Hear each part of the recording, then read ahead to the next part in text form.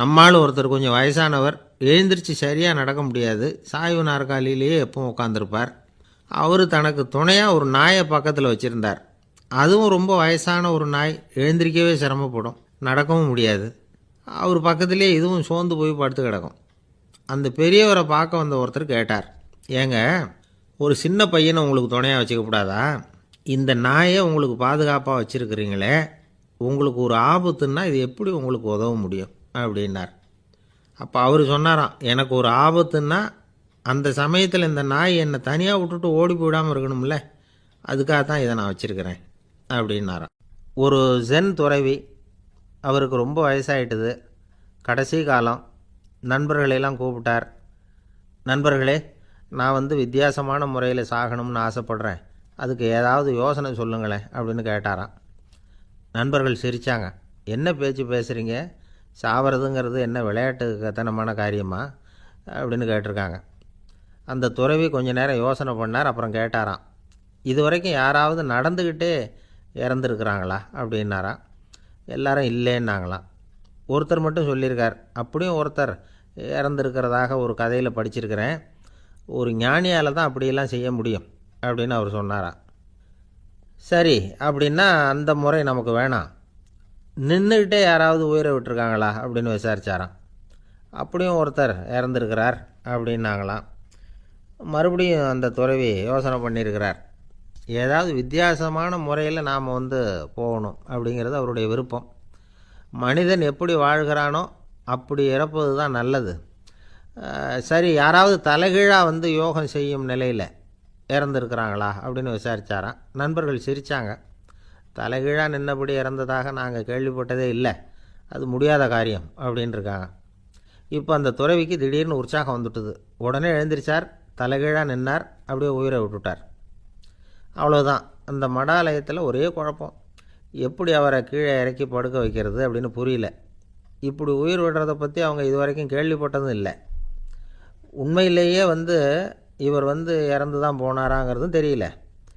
சோதித்து பார்த்தாங்க, இதய துடிப்பு, நாடி துடிப்பு எல்லாம் நின்று போயிருந்தது. இவர் எப்பவும் இப்படி தான், என்ன பண்ணுறது இப்போது அப்படின்னு சொல்லி எல்லோரும் குழம்பிக்கிட்டு இருக்கிற சமயத்தில் ஒரு பெரிய ஒரு யோசனை சொன்னார். இந்த துறவியோட மூத்த சகோதரி பக்கத்து மடாலயத்தில் இருக்கிறாங்க, அவங்கள இங்கே அழைச்சிட்டு வந்தால் ஏதாவது வழி கிடைக்கும் அப்படின்னார். அந்த அம்மாவுக்கு 90 வயசு. அழைச்சிட்டு வந்தாங்க. ஒரு குச்சியை ஊன்றிக்கிட்டு அப்படியே மெதுவாக நடந்து வந்தாங்க. தம்பி, தலைகீழாக நின்று உயிர் விட்டு இறக்கிறத பார்த்தாங்க. தம்பின்னு கூப்பிட்டு பார்த்தாங்க, ஒன்றும் காணும். உடனே என்ன பண்ணாங்க, தன்னுடைய கைத்தடியால் தம்பியோட உடலை ஒரு தட்டு தட்டினாங்க. ஏப்பா, சாகிறப்பவும் உன்னுடைய குறும்புத்தனத்தை விடலையா, இப்படியாடா சாகிறது, ஒழுங்காக செத்து தொலை அப்படின்னாங்களாம். அவ்வளவுதான். உடனே அந்த துறவி திரும்பி நேராக நின்னார். அக்கா, கோவப்படாத, நான் ஒழுங்காக சாகிறேன், எப்படி செத்தா என்ன, எல்லாம் எனக்கு ஒன்று தான் அப்படின்னு சொல்லிவிட்டு அப்படியே தரையில் படுத்து உயிரை விட்டாராம். அதுக்கப்புறம் அந்த அம்மா கோலை கையில் எடுத்துக்கிட்டு அப்படியே திரும்பி கூட பார்க்காம அவங்க பாட்டுக்கு போயிட்டாங்களாம். மரணத்தை ஒரு விளையாட்டாக ஆக்கிய அந்த துறவிக்கு வாழ்க்கையே ஒரு விளையாட்டாக தான் இருந்திருக்குது. எந்த நோக்கமும் இல்லாமல் செயல்படுறதுன்னா என்னங்கிறதும் அவருக்கு தெரிஞ்சிருக்குது. பயனை எதிர்பார்க்காமல் பணி செய்து வாழ்ந்து மறைந்த மகான் அவர். தம்முடைய தொழிலை விளையாட்டு போல் செய்ய தெரிஞ்சவருக்கு வாழ்க்கையே ஒரு விளையாட்டாக மாறிடும். எல்லாமே விளையாட்டாகி விடுகிற போது மரணமும் விளையாட்டாகிவிடும் அப்படிங்கிறது தான் அந்த தத்துவம். ஆனால் அதுக்கு முன்னாடி உங்களுக்குள்ளே இருக்கிற உண்மையான நடிகனை நீங்கள் அடையாளம் கண்டுபிடிக்கணும். நீங்கள் நடிக்க வேண்டியதே இல்லை, நீங்கள் ஏற்கனவே நடிச்சுக்கிட்டு தான் இருக்கிறீங்க. நீங்கள் இந்த உண்மையை தெரிஞ்சுக்கணும், அவ்வளவுதான். இதுதான் ஞானிகளுடைய கருத்து. நீங்கள் தெருவில் நடந்து போயிட்டுருக்கிறீங்க, எதிரில் வர்றவர் உங்களை பார்த்து எப்படி இருக்கிறீங்கன்னு கேட்குறார். நல்லா இருக்கிறேங்கிறீங்க. உண்மையிலேயே நாம் நல்லா இருக்க மாட்டோம், ஏதாவது உடம்புல கோளாறு இருக்கும். ஆனால் அப்படி சொல்லுவோம், நல்லா இருக்கிறேன் அப்படின்னு. அது நடிப்பு தானே. உங்களை சந்தித்ததில் ரொம்ப மகிழ்ச்சி அப்படின்னு சொல்கிறோம். உடனே கொஞ்சம் நிதானமாக யோசித்து பாருங்கள், உண்மையிலேயே உங்கள் மனசு மகிழ்ச்சி அடைஞ்சுட்டுதா? அது நடிப்பு தானே. வாழ்க்கையை சரியாக புரிஞ்சுக்கிட்டால் எல்லாமே நடிப்புங்கிறது புரியும். கல்யாண பத்திரிக்கை அனுப்பியிருந்தேனே, ஏன்டா வரலன்னு கேட்டான் ஒருத்தன். வந்திருந்தேனே அப்படின்னானா இவன். டேய், ஏன்டா போய் சொல்கிற, நான் பத்திரிக்கையே உனக்கு அனுப்பலையே அப்படின்ட்டுருக்கான் அவன். அதுக்கு இவன் சொன்னானா, பத்திரிக்கை அனுப்புனேன்னு நீ போய் சொல்கிறப்போ கல்யாணத்துக்கு வந்தேன்னு நான் போய் சொல்லக்கூடாதா அப்படின்னானா. ஒருத்தன் எப்படி நடந்துக்கிறாங்கிறத வச்சு தான் அந்த ஆள் எப்படிங்கிறத நாம் முடிவு பண்ணுறோம். ஆளுமைன்னு சொல்கிறோம்ல, அதுக்கு சூழ்நிலைகளை ஆளுகின்ற தன்மை அப்படின்னு விளக்கம் கொடுக்குறார் ஒரு உளவியல் நிபுணர். சரி, ஒரு மனிதனுடைய ஆளுமையை உருவாக்குகிற விஷயங்கள் என்னென்ன? பிறப்பு, வளர்க்கப்பட்ட விதம், படிப்பு, நண்பர்கள், சமுதாயம், இப்படி நிறைய உண்டு. ஆளுமையின் அடிப்படையில் சில மனநோய்கள் உண்டாகுது. அதெல்லாம் என்னென்னங்கிறத தெரிஞ்சு வச்சுக்கிட்டோம்னா நம்ம கூட இருக்கிறவங்கள அடையாளம் கண்டுபிடிக்கிறதுக்கு அது ரொம்ப உபயோகமாக இருக்கும். ஃப்ரெனாய்டு ஆளுமை அப்படின்னு ஒன்று. இந்த கோளாறு உள்ளவங்க எப்படி இருப்பாங்க தெரியுமா? அதிக உணர்ச்சி, சந்தேகம், பொறாமை இதெல்லாம் அதிகமாக இருக்கும். வளைஞ்சு கொடுக்க மாட்டாங்க. அடுத்தவங்களோட இணக்கமான உறவு இருக்காது. அவங்க செய்கிற தப்புக்கெல்லாம் அடுத்தவங்களை குறை சொல்லிகிட்டு இருப்பாங்க. இது ஒரு ரகம். அடுத்தது ஸ்கிசாய்டு ஆளுமை அப்படின்னு சொல்கிறாங்க. இந்த கோளாறு உள்ளவங்க அடுத்தவங்களோட பழக கூச்சப்படுவாங்க. சின்ன வயசுலேயே இது ஆரம்பமாயிடுது. பகல் கனவுலேயே சஞ்சரிப்பாங்க. அவங்களுடைய விரோதம், கோபம் இதை கூட வெளியில் காட்டிக்க முடியாமல் இருப்பாங்க. இவங்களுக்கு அகமுகம், பிரச்சனைகள்லேருந்து ஒதுங்கி எதுலேயும் ஈடுபாடு இல்லாதவங்களாக இருப்பாங்க. இப்படி ஒரு ரகம். அடுத்தது சைக்ளோதமிக் ஆளுமை அப்படின்னு சொல்கிறாங்க. அது என்னென்னா, உணர்ச்சிகளில் ஏற்றத்தாழ்வு அதிகமாக இருக்குமா. சில சமயம் பார்த்தா மகிழ்ச்சியாக இருப்பாங்க, சில சமயம் சோகமாக உட்காந்துருப்பாங்க. அவங்க மனநிலைக்கு தகுந்த மாதிரி சமூக நிகழ்ச்சிகளில் பங்கெடுத்துக்குவாங்க. இன்னொரு வகை என்னென்னா எண்ணப்பீடிகை ஆளுமை அப்படின்னு பேர் வச்சுருக்கிறாங்க. அதுக்கு இவங்களுக்கெல்லாம் கரெக்டாக இருக்கணும். எல்லாம் சட்டத்திட்டம் எதுலேயும் ஒரு ஒழுங்குமுறை, இப்படி எதிர்பார்க்குற மனோபாவம். இவங்க எதிர்பார்ப்புக்கும் வரன்முறைக்கும் மற்றவங்க கட்டுப்படணும்னு நினைப்பாங்க. இந்த நிலைமை நீடித்தா என்ன ஆகும் தெரியுமா? அலைக்கழிக்கிற எண்ணங்கள் திரும்ப திரும்ப ஒரே செயலை செய்ய தூண்டுற மனத்தளர்ச்சிக்கு ஆளாயிடுறாங்க. அடுத்தது ஹிஸ்டீரியா ஆளுமை. சின்ன விஷயத்தையெல்லாம் பெருசுப்படுத்தி நாடகமாக்குற நடிகர்கள் இவங்க. உணர்ச்சி அதிகம் உள்ளவங்க. இவங்க மன எழுச்சியில் பக்குவமின்மை, குழந்தைத்தனம், முதிர்ச்சியின்மை எல்லாம் இருக்கும். தன்னலம் மிக்க குணம். பிறர் தன்னை மட்டுமே கவனிக்கணும்னு நினச்சி செயல்படுறது, இதெல்லாம் இவங்க அடையாளம். அடுத்த ரகம் எப்படின்னா வளர்ச்சியற்ற ஆளுமைன்னு சொல்கிறாங்க. அடுத்தவங்களோட இணங்கி போக முடியாதவங்க, அறிவு, மன எழுச்சி, சமூக உறவு இதில் எல்லாம் போதுமான வளர்ச்சியையும் நிறைவையும் பெற முடியாதவங்க. இவங்களால வாழ்க்கையில் முன்னேற முடியாது. பிச்சைக்காரங்க, குற்றவாளிகள், இவங்ககிட்டெல்லாம் இது மாதிரியான ஆளுமை அதிகமாக இருக்குமா. அடுத்தது என்னென்னா சோர்வுடைய ஆளுமை. எதுலேயும் உற்சாகம் இல்லாமல் சோர்ந்து போயிருப்பாங்க. அதுக்கெல்லாம் நமக்கு வலிமை இல்லைப்பா அப்படின்னு சொல்லிகிட்டு இருப்பாங்க. சின்ன விஷயங்களுக்கெல்லாம் அதிர்ச்சி அடையிறது, வாழ்வின் சுவையை அனுபவிக்க முடியாதவங்க. இன்னொரு ரகம் இது கொதித்தெழும் ஆளுமைங்கிறாங்க. எதுக்கு எடுத்தாலும் ஆத்திரம், குரோதம், வன் செயல் இதிலெல்லாம் ஈடுபாடு, இப்படி உள்ளவங்க. நத்தை வகை ஆளுமை அப்படின்னு ஒன்று. அடுத்தவங்க மேலே விரோதம் இருக்கும், அடிக்கணுங்கிற எண்ணம் இருக்கும். ஆனால் அதை அப்படியே வெளியில் காட்டாமல் அதே சமயம் அமைதியான முறையில் வெறுப்பை வெளிக்காட்டுற ரகம். இவங்கெல்லாம் பேசாமல் கம்முன்னு இருந்துக்கிட்டே நினச்சதை நிறைவேற்றிக்கிடுவாங்க. முன்ஜாக்கிரதை ஆளுமை அப்படின்னு ஒரு ரகமாக. பாதுகாப்பின்மை, சந்தேகம், முழுமையின்மை, அறவேக்காட்டுத்தனம் இந்த மனப்போக்கு அதிகமாக இருக்கிறதுனால அகம்பாவம், புடிவாதம், எச்சரிக்கை எல்லாம் அளவுக்கு மீறி இருக்கும். இதுவரைக்கும் நாம் பேசிக்கிட்டு இருந்த ஆளுமை பண்புகள் அளவுக்கு அதிகமாக போயிட்டுதுன்னா ஆளுமை கோளாறுகள் ஏற்படும். அதன் அடிப்படையில் மனவியாதிகள் வருமா.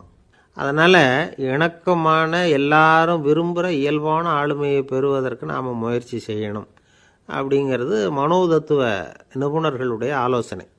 ஒருத்தர் ஒரு மனோதத்துவ டாக்டரை தேடிட்டு வந்தாராம். டாக்டர், எனக்கு மனசில் ஏதோ வியாதி, ஆளுமை கோளாறு, அதாவது எனக்கு சீக்கிரமாக செத்து போனால் தேவையில்லைன்னு தோணுது அப்படின்னாராம். உடனே அந்த டாக்டர், சரி அப்படின்னா இங்கே இருங்க, நான் வைத்தியம் பார்க்குறேன் அப்படின்னாராம். ஒரு நண்பர் அவசரமாக என்கிட்ட ஓடி வந்தார். அப்புறம் சொன்னார், என்னால் நம்பவே முடியல சார், என் பையனா அப்படி அப்படின்னு சொல்லி ஆச்சரியப்பட்டார். உங்கள் பையன் அப்படி என்ன தான் செஞ்சுட்டான் அப்படின்னு கேட்டேன். என்னால் முடியாத ஒரு காரியத்தை அவன் செஞ்சுட்டான் சார் அப்படின்னார். அது என்னன்னு தான் சொல்லுங்களேன். என்ன, 5வது வகுப்பில் அவன் ஒரே தடவையில் தேறிட்டான் சார், அதாவது ஒரே அட்டம்ப்டில் பாஸ் ஆகிருக்கான் அப்படின்னார் மூச்சு வாங்க. கஷ்டப்பட்டு பரீட்சை எழுதுனது அவன், இவருக்கு ஏன் மூச்சு வாங்குது? நம்மால் செய்ய முடியாத ஒரு காரியத்தை இன்னொருத்தர் செய்யும் பொழுது அது நமக்கு ஆச்சரியமாக இருக்குது. சர்க்கஸ் பார்க்குறோம், ஒருத்தர் அந்த இடத்துல தொங்குறார், அது நமக்கு ஆச்சரியம். ஏன்னா அது நம்மால் முடியாத காரியம். நம்மால் முடியாத ஒன்றை அடுத்தவர் எளிதாக செய்யும் பொழுது நாம் மருள்வது இயற்கை. இதை தான் தொல்காப்பியம் மருட்கை அப்படின்னு சொல்லுது. இந்த வியப்பு இருக்குதே, இது 4 வகையில் ஏற்படுறதாக தொல்காப்பியம் சொல்லுது. அது என்ன 4 வகை? முதல் வகை எப்படின்னா புதுமையான அரிய செயல்களை செய்கிறது. 2வது வகை என்னென்னா பெரும் செயல்களை செய்கிறது. 3வது வகை என்னென்னா மிக நுட்பமான செயல்களை செய்கிறது. 4வது வகை என்னென்னா ஆக்கம் தரும் செயல்களை செய்கிறது. புதுமை, பெருமை, சிறுமை, ஆக்கமோடு மதினம் சாலா மருட்கை நான்கே அப்படிங்கிறது தொல்காப்பியம். இன்றைக்கி விஞ்ஞானம் புதுசு புதுசாக எதையோ கண்டுபிடிக்குது. ஆரம்பத்தில் அது ஆச்சரியமாக இருக்குது, அப்புறம் அது நமக்கு பழகி போடுது. வானொலி பெட்டி புதுசாக வந்தப்போ ஒரு பெட்டி பேசுதுங்கிறது எவ்வளோ பெரிய ஆச்சரியம். இப்போ யாரும் அதை ஆச்சரியமாக பார்க்குறதில்ல. மதினம் சாலா மருட்கை அப்படின்னு ஒரு சொற்றொடர் வருது பாருங்க. அதில் கருத்தாழம் உண்டு. எதை பற்றியும் போதுமான அளவு புரிந்து கொள்ளாத போது ஒருத்தர் ஆச்சரியப்படுறார். புரிந்து கொண்ட பிறகு ஆச்சரியம் மறைஞ்சு போடுது. மிக நுட்பமான செயல்களும் நம்ம ஆச்சரியப்பட வைக்கும். ஒரு அரிசியில் ஒரு திருக்குறள் எழுதி காட்டுறாங்க, ஒரு முட்டை ஓட்டுக்குள்ளே ஓவியம் தீட்டி காட்டுறாங்க. கருங்கல் சிற்பங்களில் எவ்வளவு நுட்பமான வேலைப்பாடுகளை எல்லாம் பார்த்து ஆச்சரியப்படுறோம். இது மாதிரி ஆக்கப்பூர்வமான அரிய செயல்களை செய்கிறது கூட வியப்பை உண்டு பண்ணும். குப்பை கூலங்களை கூட வாழ்க்கைக்கு பயன்படுகிற பொருளாக மாற்றுகிறவர்கள் இருக்காங்க. அவர்களுடைய செயல் வியப்பு அளிக்குது. இடைக்காட்டு சித்தர் பாடின மூவடி 30ங்கிற நூலில் வர்ற ஒரு பாடல், ஆற்றல் பிறர் அறிதலின் அகம் கிளர்வு உறுதலின் கற்று அறி பாணர் கழுமிய கோடலின் தோற்றம் உருகவே போற்றல் சால் வியப்பே. ஒருத்தருடைய ஆற்றல் தெரியாமல் இருந்தது, அவருடைய அரிய செயலை பார்க்கும் பொழுது வியப்பாக இருந்தது, மனசுக்குள்ள கிளர்ச்சி. பாவலர்கள் இவர்களுடைய புகழை பாடி மற்றவர்களும் தெரிந்து கொள்ளுமாறு செய்கிறார்கள் அப்படிங்கிறது தான் ஒரு யதார்த்தமான உண்மை. ஆக எல்லா வகையிலும் மக்கள் தங்களுடைய வாழ்க்கையில் முன்னேறுவதற்கான வழிகாட்டுகிற ஒரு மெய்ப்பாடு தான் வியப்புங்கிறது. இந்த காலத்தில் நம்ம எப்படியெல்லாம் ஆச்சரியப்பட வைக்கிறாங்க. ஒரு ஆளை பிடிச்சி ஜெயிலில் கொண்டு வந்தாங்க. ஜெயில் அதிகாரி அவனை ரொம்ப ஆச்சரியமாக பார்த்தாரான். இவன் கேட்டான், ஏன் சார் அப்படி பார்க்குறீங்க, நான் இப்போ இங்கே வர்றது உங்களுக்கு ஆச்சரியமாக இருக்குதா அப்படின்னு கேட்டிருக்கான். இதுக்கு ஜெயில் அதிகாரி சொல்லியிருக்கார், நீ இப்போ இங்கே வந்ததில் எனக்கு ஒன்றும் ஆச்சரியம் இல்லைப்பா, ஏற்கனவே நீ இங்கேருந்து விடுதலையாகி போய் 6 மாதம் ஆச்சு, இவ்வளவு லேட்டாக வர்றியே அதுதான் எனக்கு ஆச்சரியமாக இருக்குது அப்படின்னாராம். ஒரு நண்பர், அவர்கிட்ட பேசிக்கிட்டு இருந்தேன். மனித உறவுகள் பற்றி அவர் சொல்லிகிட்டு இருந்தார். அமெரிக்காவில் தந்தை மகன் உறவு எப்படி இருக்குது அப்படிங்கிறத விளக்கிறதுக்கு அவர் ஒரு கதையை சொன்னார். ஒரு அப்பா பகல் பூராவும் அலுவலகத்தில் வேலை, ஓடி ஆடி உழைச்சிக்கிட்டு களைச்சி போய் ராத்திரி 10 மணிக்கு மேலே வீடு திரும்பினான். வீட்டு வாசலில் அவரோட மகன் காத்துக்கிட்டு இருக்கிறான், இன்னமும் தூங்கலை. அப்பாவை வாசல்லையே தடுத்து நிறுத்தி, அப்பா உனக்கு சம்பளம் எவ்வளவு அப்படின்னு கேட்குறான். ஏற்கனவே ஆஃபீஸ் பிரச்சனைகளால் அலுத்து போய் திரும்புகிற அப்பாவுக்கு கோவம் வந்துடுது. என்னடா இப்படிலாம் கேளுன்னு உங்கள் அம்மா உனக்கு சொல்லி கொடுத்தாளா அப்படின்னு சொல்லிவிட்டு உள்ளே போய் சட்டையை கட்டி மாட்டி விட்டு குளிச்சு விட்டு மறுபடியும் வெளியில் உடையை மாற்றுகிற சமயம் அப்போ மறுபடியும் மகன் உள்ளே நிற்கிறான் அவர் முன்னாடியே. அப்பா உனக்கு எவ்வளவு சம்பளங்கிறான் மறுபடியும். அப்பாவுக்கு எரிச்சல் அதிகமாகிட்டுது. மணிக்கு $20 போதுமா அப்படின்னார். அப்படின்னா எனக்கு ஒரு $10 தர முடியுமான்னா மகன். இதுக்கு தான் என் சம்பளம் எவ்வளவுன்னு கேட்டியா, 2ஆம் வகுப்பு படிக்கிற உனக்கு எதுக்குடா $10 அப்படின்னு கத்திவிட்டு தொலைக்காட்சி பெட்டியின் முன்னாடி போய் உட்காந்துக்கிட்டு ஏதோ நிகழ்ச்சியை பார்க்க ஆரம்பிச்சிட்டார். கொஞ்ச நேரம் கழித்து மறுபடியும் மகன் நிற்கிறான். அப்பா ப்ளீஸ் எனக்கு ஒரு $10 கொடுக்க முடியுமா? மகனுடைய கண்களில் கண்ணீர். என்னடா அவன் கண்ணீரை காட்டி காரியம் சாதிக்கலாம்னு பார்க்குறியா, ஒரு காசு கூட கொடுக்க மாட்டான் போ அப்படின்னு விரட்டி விட்டான். மகன் கண்ணீரை தொடச்சிக்கிட்டே கண்ணை தொடச்சிக்கிட்டு பேசாமல் போய் படுத்துக்கிட்டானா. கொஞ்ச நேரம் ஆச்சு. அப்பாவோட கோபம் கொஞ்சம் கொஞ்சமாக குறைஞ்சிது. பிள்ளைகிட்ட கோபமாக கத்துனது தப்பு தாங்கிறது புரிஞ்சுது அவனுக்கு. எழுந்திரிச்சு போனான், படுக்கை இறக்கி போனான். மகனை பார்த்தான். அவன் தலையணையை கட்டி பிடிச்சிக்கிட்டு அழுதுகிட்டு இருக்கிறான். அவனை மெல்ல நெருங்கி அவங்ககிட்ட எதமாக பேசுகிறதுக்கு ஆரம்பித்தானான். எதுக்குடா உனக்கு $10 பள்ளிக்கூடத்தில் கேட்டாங்களா அப்படின்னு கேட்டானான். மகன் சொல்லியிருக்கான், இல்லை டாடி, உனக்கு 1 மணி நேரம் சம்பளம் $20ன்னு சொன்னேன். நீ ஏற்கனவே எனக்கு கொடுத்த பாக்கெட் மணி $10 என்கிட்ட இருக்குது. இப்போ நீ இன்னொரு $10 கொடுத்தீங்கன்னா அதையும் சேர்த்து $20 ஆகிடும். அந்த $20 நான் உனக்கு கொடுத்துருவேன். அப்படி கொடுத்தா நீ என் கூட 1 மணி நேரம் செலவழிப்ப இல்லையா, அதுக்காக தான் $10 கேட்டேன் அப்படின்னு சொன்னானான். அந்த அப்பா கண்ணு கலங்கி போச்சான். ஆதரவோடு தன்னுடைய மகனை கட்டி பிடிச்சி அழ ஆரம்பிச்சிட்டாராம். இதுதான் நண்பர் சொன்ன கதை. அமெரிக்கா மட்டும் இல்லை, உலகம் பூராவும் இன்றைக்கி மனித உறவுகள் இப்படி தான் மாறிக்கிட்டு இருக்கு. பெரியவர்கள் அறிவுரை என்ன தெரியுமா? உங்கள் குழந்தைகளிடமிருந்து குழந்தை பருவத்தை பிரித்து விடாதீர்கள் அப்படிங்கிறது தான்.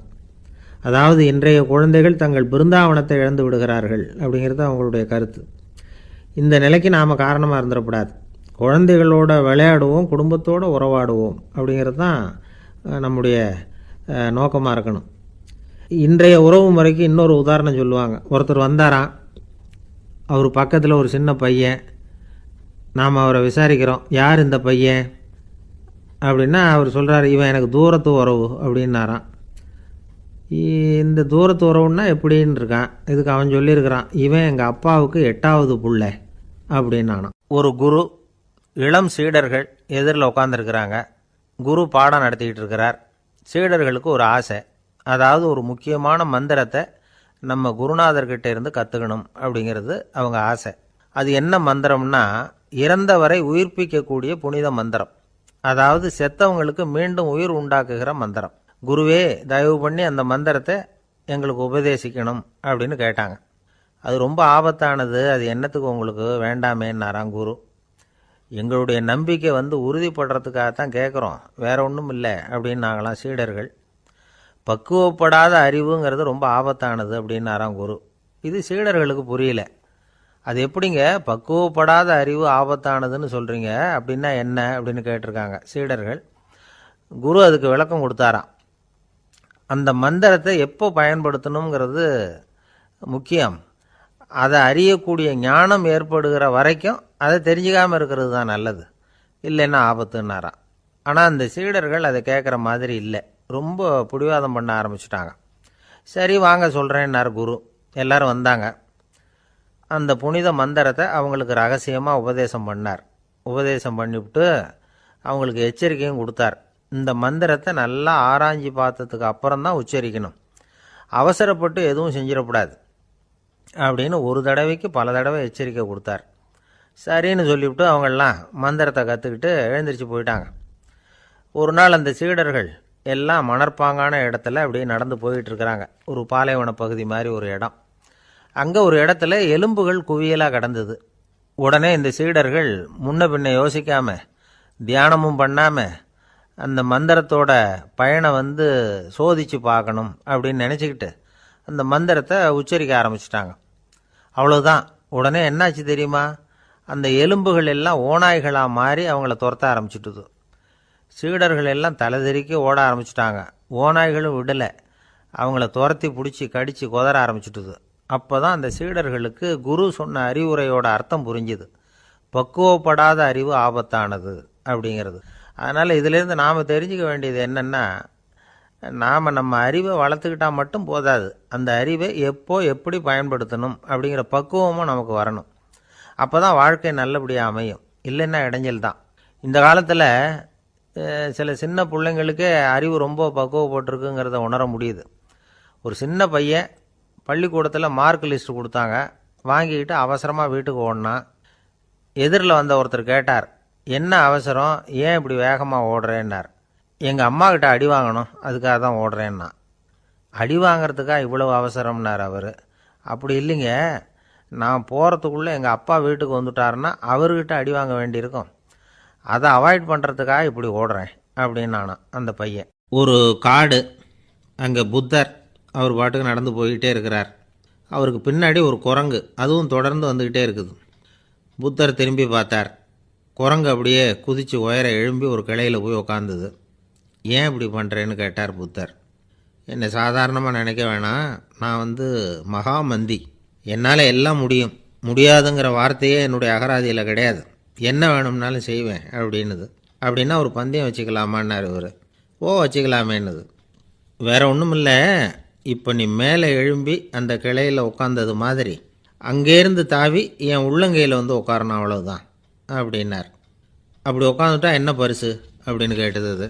சொர்க்கத்தில் இருக்கிற மாமன்னன் மரகத சக்கரவர்த்தியை என்னோட இருக்கும்படியாக கூப்பிட்டுக்கிறேன்.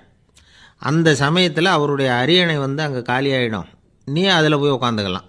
பந்தயத்தில் தோத்துட்டா ஒரு கல்ப காலம் இந்த பூமியில் வாழ வேண்டியிருக்கும் அதுக்கு பிறகு தான் என்கிட்ட வர முடியும். என்ன சொல்கிற அப்படின்னார். குரங்குக்கு தாவறது ஒரு பெரிய காரியமா? இது எனக்கு ரொம்ப சாதாரண விஷயம். என்ன இப்போவே தாவட்டுமா அப்படின்னுது. சரின்னு சொல்லி உள்ளங்கையை நீட்டினார்.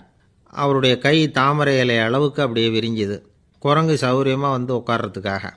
குரங்கு தாவறதுக்கு தயாராச்சு. அதுக்கு முன்னாடி ஒரு சின்ன யோசனை. அதுக்கு இந்த கிளையிலேருந்து அந்த கைக்கு தாவறது எனக்கு ரொம்ப அற்பமான ஒரு வேலை. இது ரொம்ப சாதாரணம். என்னுடைய கௌரவத்துக்கு இது சரியாக இருக்காது. அதனால் நான் என்ன பண்ண போகிறேன்னா, இங்கேருந்து கிளையிலேருந்து அப்படியே உயர எழும்ப போகிறேன். எழும்பி மேல் உலகம் போய் அங்கே ஒரு சுற்றிவிட்டு அதுக்கப்புறம் அங்கேருந்து நேராக வந்து இந்த கையில் உட்கார போகிறேன் அப்படின்னு நினச்சிது. என்ன யோசிக்கிற அப்படின்னார் புத்தர். ஒன்றும் இல்லை, இந்த பாயிரம் பார் அப்படின்னு சொல்லி தாவி உயர போயிட்டுது. கொஞ்ச நேரத்தில் வான உலகத்துக்கே போய் சேர்ந்துட்டுது. அங்கே போய் பார்த்தா அங்கே ஒரு 5 பளிங்கு தூண்கள் இளம் சிவப்பு நிறத்தில் நின்றுக்கிட்டு இருக்குது.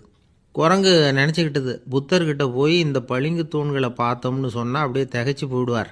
இந்த தூணில் ஏதாவது அடையாளம் செஞ்சுட்டு போகணும் அப்படின்னு அந்த இடத்துல மிதந்துக்கிட்டே நினச்சிது. உடனே ஒரு தூணில் எழுதிச்சு. என்ன எழுதிச்சுன்னா, ஒரு மகா ஞானி இங்கே வந்துட்டு போகிறார் அப்படின்னு எழுதிச்சு. எழுதிவிட்டு அப்படியே கீழே தாவி வந்து புத்தரோட உள்ளங்கையில் உட்காந்துது. எப்படி பார்த்தீங்களா என்னுடைய வேலை? வான உலகத்துக்கே போய் அங்கே இருக்கிற 5 பளிங்கு தூண்களை பார்த்துட்டு அதில் நான் வந்த விவரத்தை எழுதி வச்சுட்டு அதுக்கப்புறம் இங்கே வந்திருக்கிறேன் அப்படின்னுது ரொம்ப பெருமையாக. அப்படியா அப்படின்னார் புத்தர். ஆமாம், சந்தேகமாக இருந்தால் வாங்க, அழைச்சிட்டு போய் காட்டுறேன் அப்படின்னுது அந்த குரங்கு. அதுக்கு தேவையில்லை, அப்படியே கொஞ்சம் கீழே குனிஞ்சு பார் தெரியும் அப்படின்னார் புத்தர். அங்கே பார்த்தா புத்தரோட உள்ளங்கை தெரிஞ்சுது. நல்லா உத்து பார்த்துது. அவரோட ஒரு விரலில் அது எழுதிய வாசகம் தெரிஞ்சுது. குரங்கு யோசனை பண்ணிச்சு, அப்படின்னா வானத்தில் நான் பார்த்தது புத்தரோட விரல்களா அப்படின்னு யோசிச்சுது. இதை புரிஞ்சுக்கிட்ட உடனே அந்த குரங்கோட கர்வம் அழிஞ்சு போச்சான். நம்ம மனசு தான் இந்த குரங்கு. மனம்ங்கிறதும் ஆணவங்கிறதும் ஒரு நாணயத்தின் 2 பக்கங்கள். மனம் உள்ளவரை ஆணவமும் இருக்கும். மனம் அழிஞ்சாதான் ஆணவம் அழியும். மனம் அழிய வேண்டும் அப்படின்னு பெரியவங்க சொல்கிறது இந்த அர்த்தத்தில் தான். நம்ம ஆளுங்க சவால் விடுறதெல்லாம் வேறு மாதிரி. ஒருத்தன் ஒரு வாய்க்காலை தாண்டுறேன்னு பந்தயம் கட்டி தாண்ட முடியாமல் வாய்க்காலில் விழுந்து காலை உடச்சிக்கிட்டு கட்டு போட்டுக்கிட்டு வந்தான். ஏன்டா அப்படின்னு கேட்டாங்க. நான் பந்தயம் கட்டின நேரம் சரியில்லை அப்படின்னா. எப்படிறான்னு கேட்டிருக்காங்க. வாய்க்காலில் தண்ணி இருக்கிற நேரமாக பார்த்து பந்தயம் கட்டியிருக்கணும் அப்படின்னா. ஒருத்தர் வேகமாக நடந்து போகிறார். கடைத்தெருவில் ஒரு ஸ்வீட்டு கடையை பார்க்குறாரு. உடனே சடன் பிரேக் போட்டது மாதிரி நிற்கிறார். ஒரு ஸ்வீட் வாங்கி சாப்பிட்லாமேன்னு மனசு சொல்லுது. டாக்டர் வேணாம்னு சொல்லியிருக்கிறார், உடம்புக்கு ஒத்துக்காது, அதனால் அது வேணாம்னு சொல்லுது அறிவு. இவர் மனசு சொல்கிறத கேட்கல, அறிவு சொல்கிறபடி கேட்குறார். அதனால் மறுபடியும் வேகமாக அங்கேருந்து நடந்து போயிடுறார். அவர் நல்ல மனுஷன். மனுஷனுக்கு அறிவும் இருக்குது, உணர்ச்சியும் இருக்குது. எதுக்கு எடுத்தாலும் உணர்ச்சி வசப்பட்டுக்கிட்டு இருக்கக்கூடாது. அறிவு வசத்தில் நாம் இருக்கணும். அப்போ தான் நாம் நல்லபடியாக வாழ முடியும். இல்லைன்னா அவஸ்தை தான். மகாபாரதத்தில் சந்தனுன்னு சொல்லி ஒரு அரசன் வர்றான்.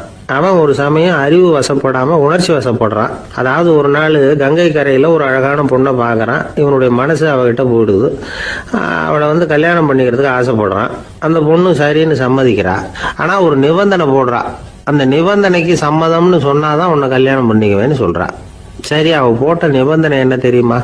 இது மாதிரி, நான் உங்க மனசு புண்படுற மாதிரி எந்த காரியம் பண்ணாலும் நீங்க என்ன ஏன்னு கேட்கக்கூடாது.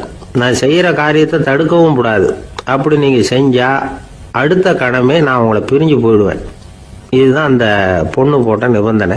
சந்தன அரசன் இந்த நிபந்தனையை ஒத்துக்கலாமா? இதை அறிவுபூர்வமாக யோசிச்சிருந்தா இதுக்கு கட்டுப்பட்டுக்க மாட்டான். இந்த நிபந்தனைக்கு நான் சம்மதிக்க மாட்டேன்னு தான் சொல்லியிருக்கணும்.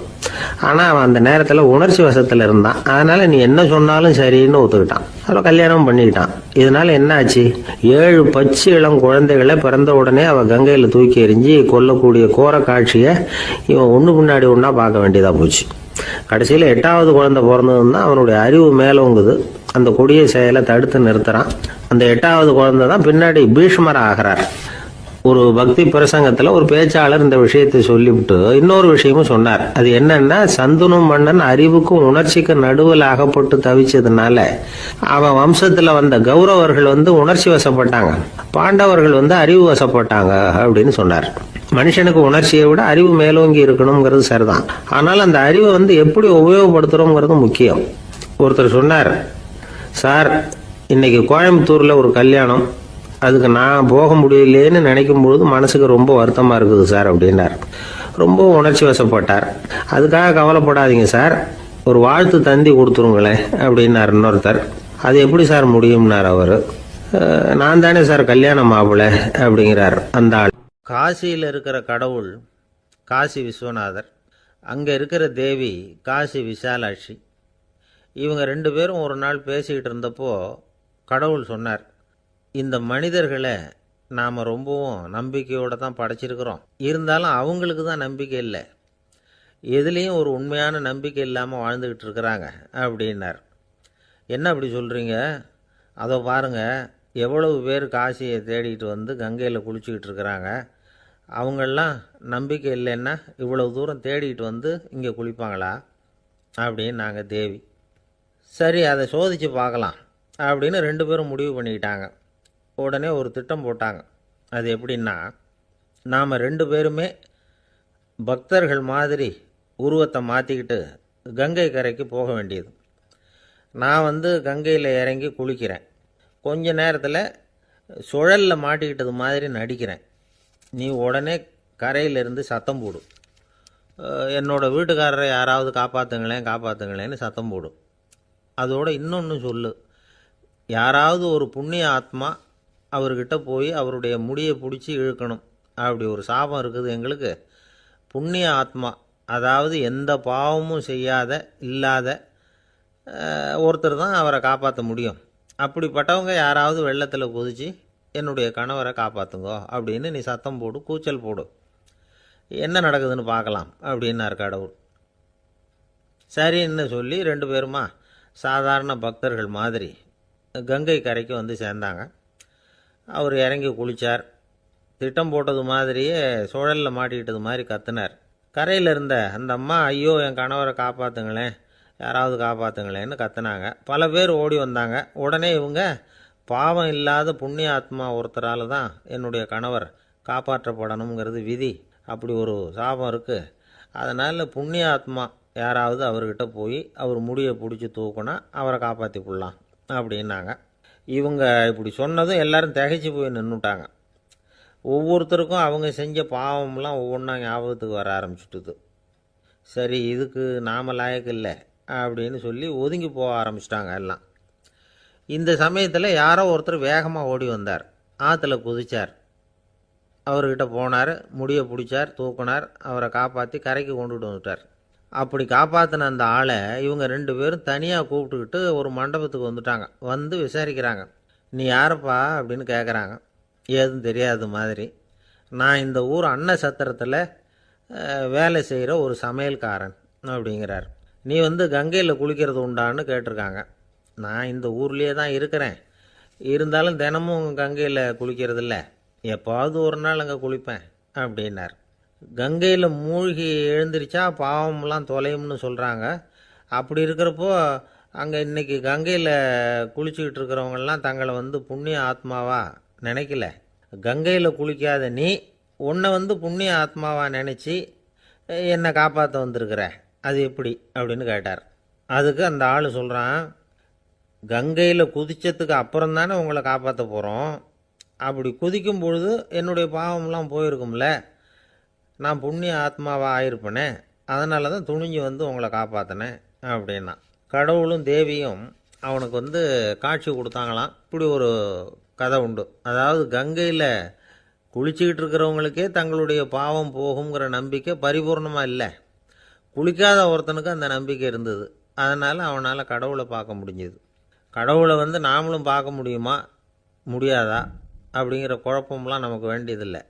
நம்பிக்கையோடு வாழணுங்கிற உண்மையை மட்டும் இந்த கதையிலேருந்து புரிஞ்சுக்கிட்டால் போதும். ஏன்னா இந்த கதையை கேட்டுட்டு ஒரு நண்பன் குதர்க்கமாக ஒரு கேள்வி கேட்டான். ஏன் சார், கங்கையில் குளித்தா பாவம் போடும்னு சொல்கிறீங்களே, நான் எனக்கு வேண்டாத ஒருத்தனை அழைச்சிட்டு போய் கங்கையிலேயே தள்ளி விட்டுட்டு அதுக்கப்புறம் அங்கேயே முழுக்க போட்டுட்டு நான் செஞ்ச பாவத்தை வந்து அதுலேயே கழுவி விட்டுட்டு மறுபடியும் உங்ககிட்ட வந்துடுறேன்னு வச்சுக்கோங்க, நீங்கள் என்னை வந்து புண்ணிய ஆத்மான்னு ஏற்றுக்குவீங்களா அப்படிங்கிறான். ஆள் கொஞ்சம் ஆசைந்தான், நம்மளே அங்கே அழைச்சிட்டு போனாலும் போயிடுவான். ஒரு ஊரில் ஒரு ராஜா இருந்தார். அவர் ஒரு பூனை வளர்த்தார். ரொம்ப செல்லமாக அவர் அந்த பூனையை வளர்த்தார். அவர் என்ன பண்ணுவார் தெரியுமா? இரவு நேரத்தில் அந்த பூனையோட தலையில் ஒரு விளக்கை வச்சுருவார். அந்த பூனை ரொம்ப ஜாக்கிரதையாக அந்த விளக்கு கீழே விழுந்துடாமல் பார்த்துக்கும். தலையை ஆட்டாமல் ரொம்ப நிதானமாக ராஜா பின்னாடி நடந்து போய்கிட்டே இருக்கும். அந்த விளக்கு வெளிச்சத்தில் எல்லா வேலைகளையும் செஞ்சுருவார். கையில் ஒரு விளக்கை தனியாக எடுத்துகிட்டு போக வேண்டிய அவசியமே இல்லை. விளக்கை தூக்கிட்டு போகிற வேலையை அந்த பூனை பார்த்துக்கும். அதனால் ராஜாவுக்கு அந்த பூனை மேலே ரொம்ப பிரியம். மந்திரிகளையெல்லாம் கூப்பிட்டு அவங்கக்கிட்ட சொல்லுவார், பார்த்தீங்களா இந்த பூனை எவ்வளவு விசுவாசமாக நடக்குது, என் பேரில் எவ்வளவு மரியாதை பார்த்தீங்களா அதுக்கு அப்படிம்பார். இதை கேட்டுவிட்டு அங்கேருந்து அமைச்சர்களில் ஒருத்தர் சொன்னார், மன்னா நீங்கள் சொல்கிறது சரிதான், இருந்தாலும் இந்த பூனையோட விசுவாசத்தை நாம் கொஞ்சம் சோதித்து பார்க்க வேண்டியிருக்கு அப்படின்னாராம். சரி, உங்கள் ஆசையை ஏன் கெடுக்கணும், நல்லா சோதித்து பாருங்கள் அப்படின்னு சொல்லிவிட்டார் ராஜா. உடனே அந்த அமைச்சர் என்ன பண்ணார் தெரியுமா? எங்கேயோ புறப்பட்டு போனார். ஒரு 5-6 எலிகளை பிடிச்சிக்கிட்டு வந்தார். அரண்மனையில் ராஜா ஏதோ வேலை பார்த்துக்கிட்டு இருக்கிறாரு. பக்கத்தில் அந்த பூனை ரொம்ப பணிவாக நின்றுக்கிட்டு இருக்குது. அது தலையில் விளக்கு எரிஞ்சிக்கிட்டு இருக்கு. அமைச்சர் தான் பிடிச்சிக்கிட்டு வந்த எலிகளை அந்த பூனை பார்வையில் படுறது மாதிரி எதிரில் விட்டார். அந்த எலிகள்லாம் அங்கேயும் இங்கேயும் ஓட ஆரம்பிச்சிது. அதை பார்த்தது பூனை. அவ்வளவுதான். தலையில் இருக்கிற விளக்கை பற்றியும் கவலைப்படலை, ராஜாவை பற்றியும் கவலைப்படல. ஒரே பாய்ச்சலாக பாஞ்சு எலிகளை துரத்த ஆரம்பிச்சுட்டுது. தலையில் இருந்த விளக்கு எங்கேயோ போய் விழுந்தது, அணைஞ்சு போச்சு. இருட்டில் ராஜா தடுமாற ஆரம்பிச்சுட்டார். இந்த சமயத்தில் அந்த அமைச்சர் மறுபடியும் விளக்கை ஏற்றினார். வெளிச்சம் வந்தது. அதுக்கப்புறம் அந்த அமைச்சர் பேசினார், அரசே, பூனையோட விசுவாசத்தை பார்த்தீங்களா? எலி அது கண்ணில் படுற வரைக்கும் தான் விசுவாசமாக இருந்தது. அது மாதிரி எலியை பார்த்ததும் எல்லாத்தையும் விட்டுட்டு அதை துரத்த ஆரம்பிச்சுட்டு பார்த்தீங்களா? தான் அந்த பூனையை பற்றி நினச்சது தப்புங்கிறது அதுக்கப்புறம் தான் அந்த ராஜாவுக்கு புரிஞ்சுதான்.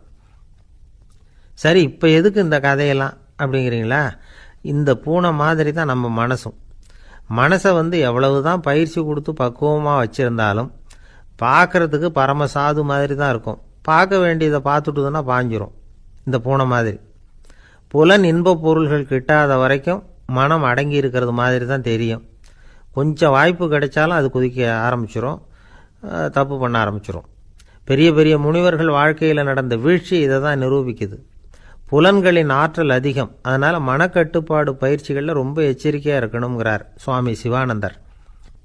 மது பழக்கத்தையே விட்டுவிட்டேன்னு உறுதியாக இருப்பான். கடை கண்ணில் பட்டுவிட்டுதுன்னா கால் அவனை கேட்காமலே இழுத்துக்கிட்டு உள்ளே போயிடும். இதுதான் மனசுங்கிறது. அதுதான் அந்த ராஜா வளர்த்த பூனை. நம்மால் ஒருத்தன் அந்த ராஜா பூனை தலையில் விளக்க வச்சது மாதிரி இவன் தன்னுடைய தலையிலேயே ஒரு விளக்கை ஏற்றி வச்சுக்கிட்டு என்னத்தையோ தேட ஆரம்பித்தான். தேடிக்கிட்டு இருக்கிறான். தலையை ஆட்டாமல் நிதானமாக நடந்து ரொம்ப நேரமாக தேடிட்டு இருக்கிறான். அந்த சமயம் அங்கே வந்த ஒருத்தர், என்னத்தை தேடுறீங்கன்னு கேட்டார். அதுதான் மறந்து போச்சு அப்படின்னு இழுத்தான். சரி, கொஞ்சம் இப்படி உட்காருங்க, ஞாபகம் வந்ததும் தேட ஆரம்பிக்கலாம் அப்படின்னார் அவர். இவன் கொஞ்ச நேரம் உட்காந்து யோசித்தான். அப்புறம் திடீர்னு எழுந்திரிச்சான். ஞாபகம் வந்துட்டுதுன்னா. என்னன்னு கேட்டார்.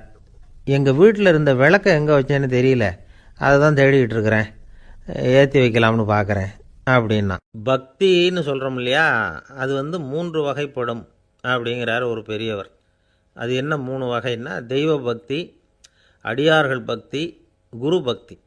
அடியார் பக்தியை விட தெய்வ பக்தியை விட குரு பக்தி தான் ரொம்பவும் சிறந்ததுங்கிறார் அவர். தெய்வத்துக்கிட்ட செஞ்ச பாவம் குருநாதர்கிட்ட தீர்ந்துருமா. குருநாதர்கிட்ட செஞ்ச பாவம் தெய்வத்துக்கிட்ட போனாலும் தீராதான். இப்படி பெரியவங்கள்லாம் சொல்லி வச்சுருக்கிறாங்க. ஒரு காடு, அங்கே அயோத தௌமியர் அப்படின்னு ஒரு தபோதனர். அவர் பல மாணவர்களை ஒன்றா சேர்த்து ஒரு குருகுலம் நடத்திக்கிட்டு இருக்கிறார். பல தரப்பட்டவங்க, பல திறப்பட்டவங்க மாணவர்கள் அதில் சேர்ந்து படிச்சுக்கிட்டு இருக்கிறாங்க. பாஞ்சால ராஜகுமாரன் ஒருத்தனும் அந்த குருகுலத்தில் சேர்ந்து படிச்சுக்கிட்டு இருக்கிறான். அவன் பேர் ஆருணி. பெரிய இடத்து புள்ள, இருந்தாலும் படுப்பில் ரொம்ப கெட்டிக்காரனாக இருந்தான். அவன் தான் அங்கே முதல் மாணவன். ஒரு நாள் குருநாதர் அந்த அரசகுமாரனை கூப்பிட்டார். நம்ம குருகுலத்துக்கு சொந்தமான வயலில் தண்ணீர் பெருகி வெள்ளம் பயிரை அழிக்குதான், அதனால் நீ போய் மடையை அடைச்சிட்டு வந்துரு அப்படின்னார். அந்த அரசகுமாரன் உடனே புறப்பட்டான். குருநாதர் சொல்லிட்டார்ல, உடனே புறப்பட்டான். நான் பெரிய இடத்து பிள்ளையாச்சே, ராஜகுமாரனாச்சே, ரொம்ப செல்வாக்கூட வளர்ந்தவனாச்சே, நான் போய் வயலில் இறங்கி வேலை செய்கிறதா அப்படின்னுலாம் அவன் நினைக்கல. குருநாதர் கட்டளையை நிறைவேற்ற வேண்டியது நம்ம கடமை அப்படின்னு நினச்சான். உடனே ஒரு மண்வெட்டியை தூக்கி தோளில் வச்சுக்கிட்டு புறப்பட்டு போயிட்டான். வயலுக்கு போனான். பார்த்தான், தண்ணி கரையை உடச்சிக்கிட்டு வயலுக்குள்ளே ஏகமாக பாஞ்சிக்கிட்டு இருக்குது. இவன் மண்வெட்டியால் களிமண்ணை புல்லோடு சேர்த்து புல் பற்ற மாதிரி வெட்டி வெட்டி போட்டான். இருந்தாலும் மடையை அடைக்க முடியல. தண்ணி அதை மீறி வந்துக்கிட்டே இருக்குது. தண்ணி வந்து வேகமாக வயலுக்குள்ளே போய்கிட்டே இருக்குது. போடுற பத்தையெல்லாம் கரைஞ்சி கரைஞ்சி போயிட்டுருக்கு. இருந்தாலும் இவன் தன்னுடைய முயற்சியை கைவிடலை. வெட்டி வெட்டி போட்டுக்கிட்டே இருக்கிறான். காலையில் அங்கே போனவன் சாயந்தரம் வரைக்கும் இப்படி செஞ்சுக்கிட்டு இருக்கிறான். உடம்பும் மனசும் ரொம்பவும் சோர்ந்து போச்சு. இருந்தாலும் குருநாதர் இட்ட கட்டளையை நிறைவேற்றாமல் இருக்கிறோமேங்கிற ஒரு குறை அவனுக்கு இருக்குது. குரு கட்டளையை நிறைவேற்றாத நான் வந்து இன்னமும் இருக்கணுமா அப்படின்னு யோசனை பண்ண ஆரம்பிச்சிட்டான். என்ன செய்யலாம்னு பார்த்தான். நம்ம குருநாதர் இட்ட பணிக்காக இந்த உடம்பையே தியாகம் பண்ணலாம் அப்படின்னு முடிவு பண்ணான். தண்ணி பாயுதில் அதுக்கு குறுக்க விழுந்து அப்படியே மடையை அடைச்சிக்கிட்டு அப்படியே படுத்துட்டான். இது மற்றவங்களுக்கு தெரியாது. அன்னைக்கு ராத்திரி ஒரு விளக்கு முன்னாடி உட்காந்து குருநாதர் பிள்ளைங்களுக்கு பாடம் சொல்லி கொடுத்துக்கிட்டு இருக்கிறார். முதல் வரிசையில் இருக்கக்கூடிய ராஜகுமாரனை காணலை. நம்ம ஆருணி எங்கே போனா அப்படின்னு சொல்லி மற்ற மாணவர்களை விசாரித்தார். இப்போ அவங்க சொன்னாங்க, சுவாமி அவன் காலையில் வயலுக்கு வந்து மடையை அடைக்கிறதுக்காக போனான், நீங்கள் தான் போக சொன்னீங்க, இன்னும் திரும்பி வரல அப்படின்னு அவர் பையன். குருநாதர் உடனே ஒரு தீவெட்டி எடுத்துக்கிட்டு மாணவர்களை அழைச்சிக்கிட்டு வயலுக்கு போனார். அங்கே போய் பார்த்தா ஆளை காணும். ஆருணி ஆருணின்னு சொல்லி சத்தம் போட்டு கூப்பிட்டு பார்க்குறார். நான் இங்கே இருக்கேன் குருநாதா அப்படின்னு காலுக்கு அடியிலேருந்து ஒரு சத்தம் வருது. குனிஞ்சு பார்த்தா அவன் மடையில் படுத்துருக்குறான். என்னப்பா இதுன்னார். காலையிலேருந்து இந்த மடையை அடைச்சி பார்த்தேன் சுவாமி, முடியல, அதனால் இப்படி குறுக்க படுத்துட்டேன். என்னை தாண்டறதுக்கு பயந்து போய் தண்ணியை தேங்கி நின்றுட்டுது அப்படின்னா. அவனுடைய குரு பக்தியையும் அவனை தாண்டறதுக்கு அஞ்சு நிற்கிற தண்ணி தேக்கத்தையும் பார்த்துட்டு எல்லாரும் ரொம்ப ஆச்சரியப்பட்டு போயிட்டாங்களாம். ஆருணி எழுந்திரிச்சு வா அப்படின்னு கூப்பிட்டாரான் குருநாதர். அவன் தண்ணீரை பொழந்துக்கிட்டு எழுந்திரிச்சு வந்தானான். அதனால் அவனுக்கு வந்து உத்தாலகன் அப்படின்னு ஒரு பேர். உத்தாலகன்னா தண்ணீரை பிளந்தவன் அர்த்தம். அந்த உத்தாலகன் மாதிரி இந்த காலத்து மாணவர்களுக்கும் குரு பக்தி வேணும் அப்படின்னு சொன்னோம் ஒரு பள்ளிக்கூடத்தில். உடனே நிறைய மாணவர்கள் எழுந்திரிச்சு நின்னாங்க. சார், நீங்கள் எங்களை வந்து இன்னமும் சரியாக புரிஞ்சுக்கலன்னு நினைக்கிறோம். அன்னைக்காவது ஒருத்தன் அப்படி இருந்தான், இன்றைக்கி ஏகப்பட்ட உத்தாலகர்கள் இருக்கிறோம். எங்கள் வாத்தியார் கட்டளை இட்டால் இப்போவே அது மாதிரி வயலுக்கு போய் மடையில் குறுக்கப்படுத்துக்கிறதுக்கு இந்த வகுப்பில் உள்ள அத்தனை பேரும் தயாராக இருக்கிறோம் அப்படின்னாங்க. அப்படியா அப்படின்னு சொல்லி கேட்டோம் ரொம்ப சந்தோஷமாக. ஒருத்தன் ரொம்ப அடக்கமாக எழுந்திரிச்சான். அப்புறம் சொன்னான், ஆமாம் சார், வகுப்பில் வந்து இவர் நடத்துகிற பாடத்தை கேட்டுக்கிட்டு இருக்கிறத விட பேசாமல் போய் மடையில் படுத்துடுறது ஒன்றும் கஷ்டமான காரியமாக இருக்காது, அதனால தான் எல்லாரும் அங்கே போகிறேன்னு சொல்கிறோம் அப்படிங்கிறான். ஒரு பெரியவர் உட்காந்துருக்கிறார். அவரை சுற்றி அவருடைய தோழர்கள் உட்காந்துருக்கிறாங்க. ஏதோ ஒரு முக்கியமான செய்தியை அவர் வந்து அவங்களுக்கு சொல்லிகிட்டு இருக்கிறார். அவங்களும் ஆர்வமாக கேட்டுக்கிட்டு இருக்கிறாங்க. இந்த சமயத்தில் யாரோ ஒரு ஆள் வேகமாக அங்கே வர்றார். வர்ற வேகத்திலேயே எனக்கு ஏதாவது உதவி செய்யுங்க அப்படின்னு கேட்டுக்கிட்டே வர்றார். கேட்குறது உதவி, ஆனால் குரல் வந்து மிரட்டுறது மாதிரி இருக்குது, அதட்டி கேட்குறது மாதிரி இருக்குது. இதை கேட்டதும் அந்த பெரியவர் ஆத்திரப்படலை, ஆனால் அவரை சுற்றி இருந்தவங்க ஆத்திரப்பட்டாங்க. இதை பெரியவர் கவனித்தார். கொஞ்சம் அமைதியாக இருங்கன்னார். வந்தவரை கூப்பிட்டார். அவருக்கு சில பொருள்களை கொடுத்தார். என்னங்க இப்போ உங்களுக்கு மகிழ்ச்சி தானே அப்படின்னார். ஆ அப்படின்னு அலட்சியமாக அவர் சொல்கிறார். நான் உங்களை நல்ல முறையில் நடத்தினேன்னா அப்படின்னு கேட்குறாரு அவர் மறுபடியும். அதெல்லாம் ஒன்றும் இல்லை அப்படின்னு சொல்லி அவர் சொல்லிகிட்டு இருக்கிறாரு. குரலில் வந்து கடுமை குறையில. சுற்றி இருந்தவங்களால் இதை பொறுத்துக்க முடியல. கோபத்தோடு அவரை நோக்கி நெருங்க ஆரம்பித்தாங்க. பெரியவர் அவங்களையெல்லாம் தடுத்து நிறுத்தினார். வந்தவரை வாங்க என்னோட அப்படின்னு சொல்லி அழைச்சிட்டு போனார். வீட்டுக்கு போனார். அங்கே போனதும் இன்னும் சில பொருள்களை எடுத்து அவர்கிட்ட கொடுத்தார். இப்போ திருப்தி தானே, நான் உங்ககிட்ட நல்ல முறையில் நடந்துக்கிட்டேனா அப்படின்னார். அவர் முகம் இப்போ தான் கொஞ்சம் மலர்ந்தது. ரொம்ப நன்றி, இறைவன் வந்து உங்கள் குடும்பத்துக்கு எல்லா நன்மைகளையும் செய்வான் அப்படின்னு சொன்னார்.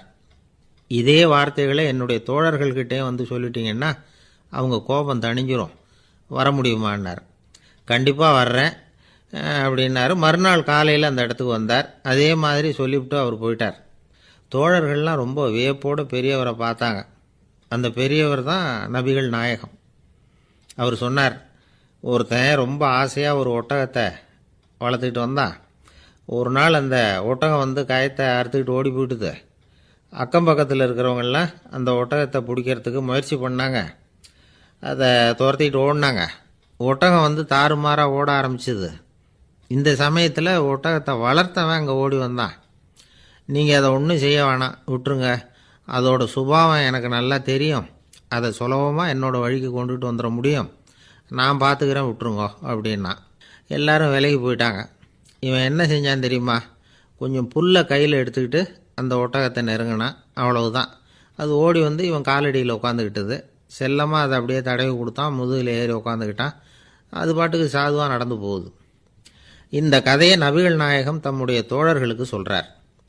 ஒட்டகத்தை மட்டும் இல்லை, சில மனிதர்களையும் கூட சில விதத்தில் அணுகி தான் அவர்களை வந்து சீர்திருத்த வேண்டியிருக்குது அப்படிங்கிறத அவங்களுக்கு உணர்த்தினார். இது ஒரு அழகான உளவியல் அணுகுமுறை. சில குடும்ப தலைவர்கள் கூட இந்த ஒட்டகம் மாதிரி நடந்துக்கிறது உண்டு. அப்புறம் அடங்கி போகிறதும் உண்டு. ஒரு குடும்ப தலைவர் காலையில் எழுந்திரிச்சதுலேருந்து சத்தம் போட்டு கத்திக்கிட்டு இருப்பார். பக்கத்தில் இருந்தவங்கெல்லாம் ஓடி போய் சமாதானம் பண்ணி பார்த்தாங்க. அவர் ஓயறது மாதிரி தெரியல. கடைசியில் அவர் மனைவி வந்தாங்க. நீங்கள் எல்லாம் விலைக்கு போயிடுங்க, அவர் சுபாவம் எனக்கு தெரியும், நான் பார்த்துக்கிறேன் அப்படின்னாங்க. சரின்னு எல்லோரும் போயிட்டாங்க. சாயந்தரமாக வந்து பார்க்குறாங்க, அவர் சத்தம் இல்லாமல் ஒரு மூலையில் உட்காந்துருக்கிறார். ரொம்ப சாதுவா. ஆச்சரியமாக இருந்தது. என்னம்மா பண்ணீங்கன்னு கேட்டாங்க. அது ஒன்றும் இல்லைங்க, ஒரு வேளை சாப்பாட்டை நிறுத்தினேன், பட்னி போட்டேன், அவ்வளவுதான் அப்படின்னாங்க அந்த அம்மா. என்னை விட யோக்கியம் இந்த உலகத்தில் வேறு யாரும் இல்லை சார் அப்படின்னார் ஒருத்தர். அவரை விட அயோக்கியன் வேறு யாரும் இருக்க முடியாதுங்கிற முடிவுக்கு கேட்டவங்க வந்துட்டாங்களாம். மனுஷனுக்கு இருக்கிற ஒரு மிகப்பெரிய குறையே தன்கிட்ட இருக்கிற குறை அவனுக்கு தெரியாமல் போகிறது தான். ஆனால் அடுத்தவங்ககிட்ட இருக்கிற குறை இவனுக்கு தெளிவாக தெரிஞ்சிடும். ஒரு ஒட்டகம் ஒரு கொக்கை பார்த்து ஒரு கேள்வி கேட்டுதான். என்ன கேள்வி தெரியுமா? உன் கழுத்து ஏன் இப்படி வளைஞ்சி போயிருக்குது அப்படின்னு கேட்டிருக்கு. இதுக்கு உடம்பே வளைச்சல். இது போய் கொக்கை கிண்டல் பண்ணுது. இன்றைக்கி மனித சுபாவமும் கிட்டத்தட்ட இப்படி தான் இருக்குது. இந்த உலகத்தில் குறையில்லாத மனிதர்கள் யாரும் கிடையாது, நாம் உள்பட அப்படிங்கிறத முதல்ல நாம் நல்லா புரிஞ்சுக்கணும். ஒரு ஊரில் ஒரு விற்பனை நிலையம் இருந்தது. செல்ல பிராணிகளை விற்பனை செய்கிற நிலையம் அது. நாய், கிளி, பூனை இப்படி நிறைய வச்சு விற்பனை பண்ணிகிட்டு இருக்கிறாங்க.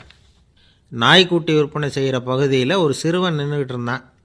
விற்பனை செய்கிற ஆளுகிட்ட விலை கேட்டுக்கிட்டு இருந்தான். அதோ இருக்குதே அந்த நாய்க்குட்டி என்ன விலை அப்படின்னு கேட்டானா. 1000 ரூபா அப்படின்னாரான். சரி அது வேணாம், இது என்ன விலைன்னு இருக்கான். 500 ரூபா அப்படின்னாரான். இந்த சின்ன பையன் கையில் வச்சுருந்தது வெறும் 50 ரூபா தான்.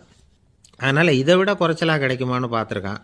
அந்த கடையில் ஒரு மூலையில் சரியாக கவனிக்கப்படாமல் ஒரு நாய்க்குட்டி படுத்து கிடந்தது. பாவமாக கத்திக்கிட்டு இருந்தது. அதை பார்த்ததுமே இவனுக்கு அது ரொம்ப பிடிச்சி போச்சு. உடனே அந்த கடைக்காரரை பார்த்து, அதுவும் அந்த மூலையில் படுத்து கிடக்குதே அந்த நாய்க்குட்டி என்ன விலை அப்படின்னு கேட்டிருக்கான். தம்பி, அது ஒரு கால் ஊனம், அதனால் அது உன்னோட குதித்து விளையாடவோ ஓடுறதோ அதால் முடியாத காரியம் அப்படின்ட்டுருக்கார் அவர். அது தெரிஞ்சுதாங்க கேட்குறேன், அதோட விலை என்ன அதை மட்டும் சொல்லுங்களேன் அப்படின்ட்டுருக்கான். தம்பி, இது வந்து கால் ஊனம் உள்ள ஒரு நாய். இதை போய் காசு கொடுத்து வாங்கிறதுக்கு யாராவது பிரியப்படுவாங்களா? இதை நான் உனக்கு இலவசமாகவே தர்றேன், எடுத்துகிட்டு போ அப்படின்னாரான். இதை கேட்டதும் அந்த சிறுவனுக்கு கோவம் வந்துட்டு தான். நீங்கள் ஒன்றும் சும்மா கொடுக்க வேணாம், இந்தாங்க 50 ரூபா, இதை வச்சுக்கிட்டு நாய்க்குட்டியை கொடுங்க அப்படின்ட்டுருக்கான். அவருக்கு ஒன்றும் புரியல, ஆச்சரியமாக இருந்தது. சரின்னு பணத்தை வாங்கிட்டு நாய்க்குட்டியை தூக்கி கொடுத்தார். அந்த சிறுவன் அந்த நாய்க்குட்டியை 2 கையாலையும் வாங்கினா, மார்போடு பிரியமாக சேர்த்து அணைச்சிக்கிட்டான். தெருவில் இறங்கி நடக்கிறான். அப்படி நடக்கும்பொழுது தான் பார்க்குறார், கடைக்காரர் வந்து ஆச்சரியமாக அவனை பார்க்குறார். அப்போ தான் அவருக்கு ஒரு விஷயம் புரியுது. அந்த சிறுவன் தெருவில் நாய்க்குட்டியை மார்போடு அணைச்சிக்கிட்டு விந்தி விந்தி நடந்து போய்கிட்டு இருக்கிறான். ஆமாம், அவனுக்கும் ஒரு கால் ஊனம்.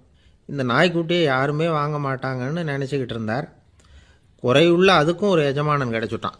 அதனால் ஊனம் ஒரு குறை இல்லை அப்படிங்கிற உண்மையை அந்த கடைக்காரர் புரிஞ்சுக்கிட்டாரான். 2 பேர் சுவாரஸ்யமாக பேசிகிட்டு இருக்கிறப்போ குறுக்க புகுந்து தொந்தரவு பண்ணுறதுக்குன்னே சில பேர் இருப்பாங்க. அது ரொம்ப இடைஞ்சலாக இருக்கும். இதே மாதிரி மின்காந்தம் கூட குறுக்க புகுந்து தொந்தரவு பண்ணும். கடைசியில் அது ஒரு பெரிய இடைஞ்சலில் கொண்டாந்து விட்டுரும். சில வீடுகளில் கேபிள் கனெக்ஷன் இல்லாமல் சில தனியார் டிவி காட்சிகள் தெரியும். அதுக்கு என்ன காரணம்னா இந்த மின்காந்த குறுக்கீடு தான் காரணம். இதைத்தான் சுருக்கமாக EMI அப்படின்னு சொல்கிறாங்க. அதாவது எலக்ட்ரோ மேக்னெட்டிக் இன்டர்ஃபியரன்ஸ். இது ஏற்படக்கூடிய இடங்கள் எது எதுன்னு எடுத்துக்கிட்டால் அது ஒரு பெரிய பட்டியலாகவே போயிடும். இந்த EMI தொந்தரவு வந்து கேபிள் டிவியில் மட்டும்தான் இல்லை, ராக்கெட் ஏவுதளத்தில் உள்ள ரேடார்கள், அங்கே உள்ள சில சக்தி வாய்ந்த தொலைத்தொடர்பு சாதனங்கள், விமான தளங்களில் உள்ள ரேடார்கள், கப்பல் தளங்களில் பொருத்தப்பட்டிருக்கக்கூடிய சக்தி வாய்ந்த ஆண்டனாக்கள், இப்படி நிறைய சொல்லலாம். காவல் நிலையங்களில் பயன்படுத்தப்படுகிற வயர்லெஸ் தொடர்பு சாதனங்கள் கூட ஓரளவுக்கு இந்த மின்காந்த அலைகளை வந்து வெளியிடும். நம்ம வீட்டில் உட்காந்துக்கிட்டு ரேடியோ கேட்டுக்கிட்டு இருப்போம் அல்லது டிவி பார்த்துக்கிட்டு இருப்போம்.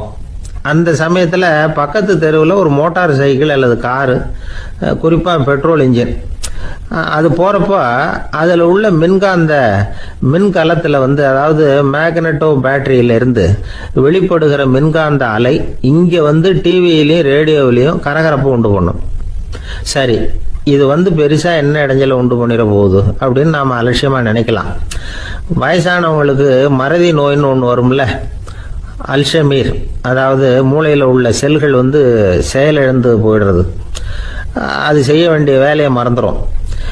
மனைவியே எதிரில் வந்து நின்னா கூட உன்னை எங்கேயோ பார்த்தது மாதிரி தெரியுதே அப்படின்னு சொல்லிட்டு இருப்பாங்க. அப்படி ஒரு மறதி.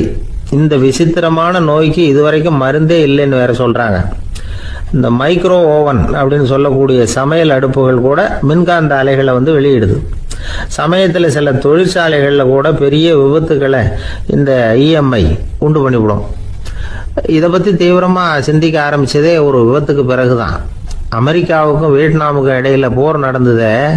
அந்த சமயம் அமெரிக்காவுக்கு சொந்தமான விமானம் தாங்கி கப்பல் ஒன்று வியட்நாமை தாக்கிறதுக்கு தயாராக ஏவுகணைகளோட கடல்ல நிறுத்தி வைக்கப்பட்டிருந்தது.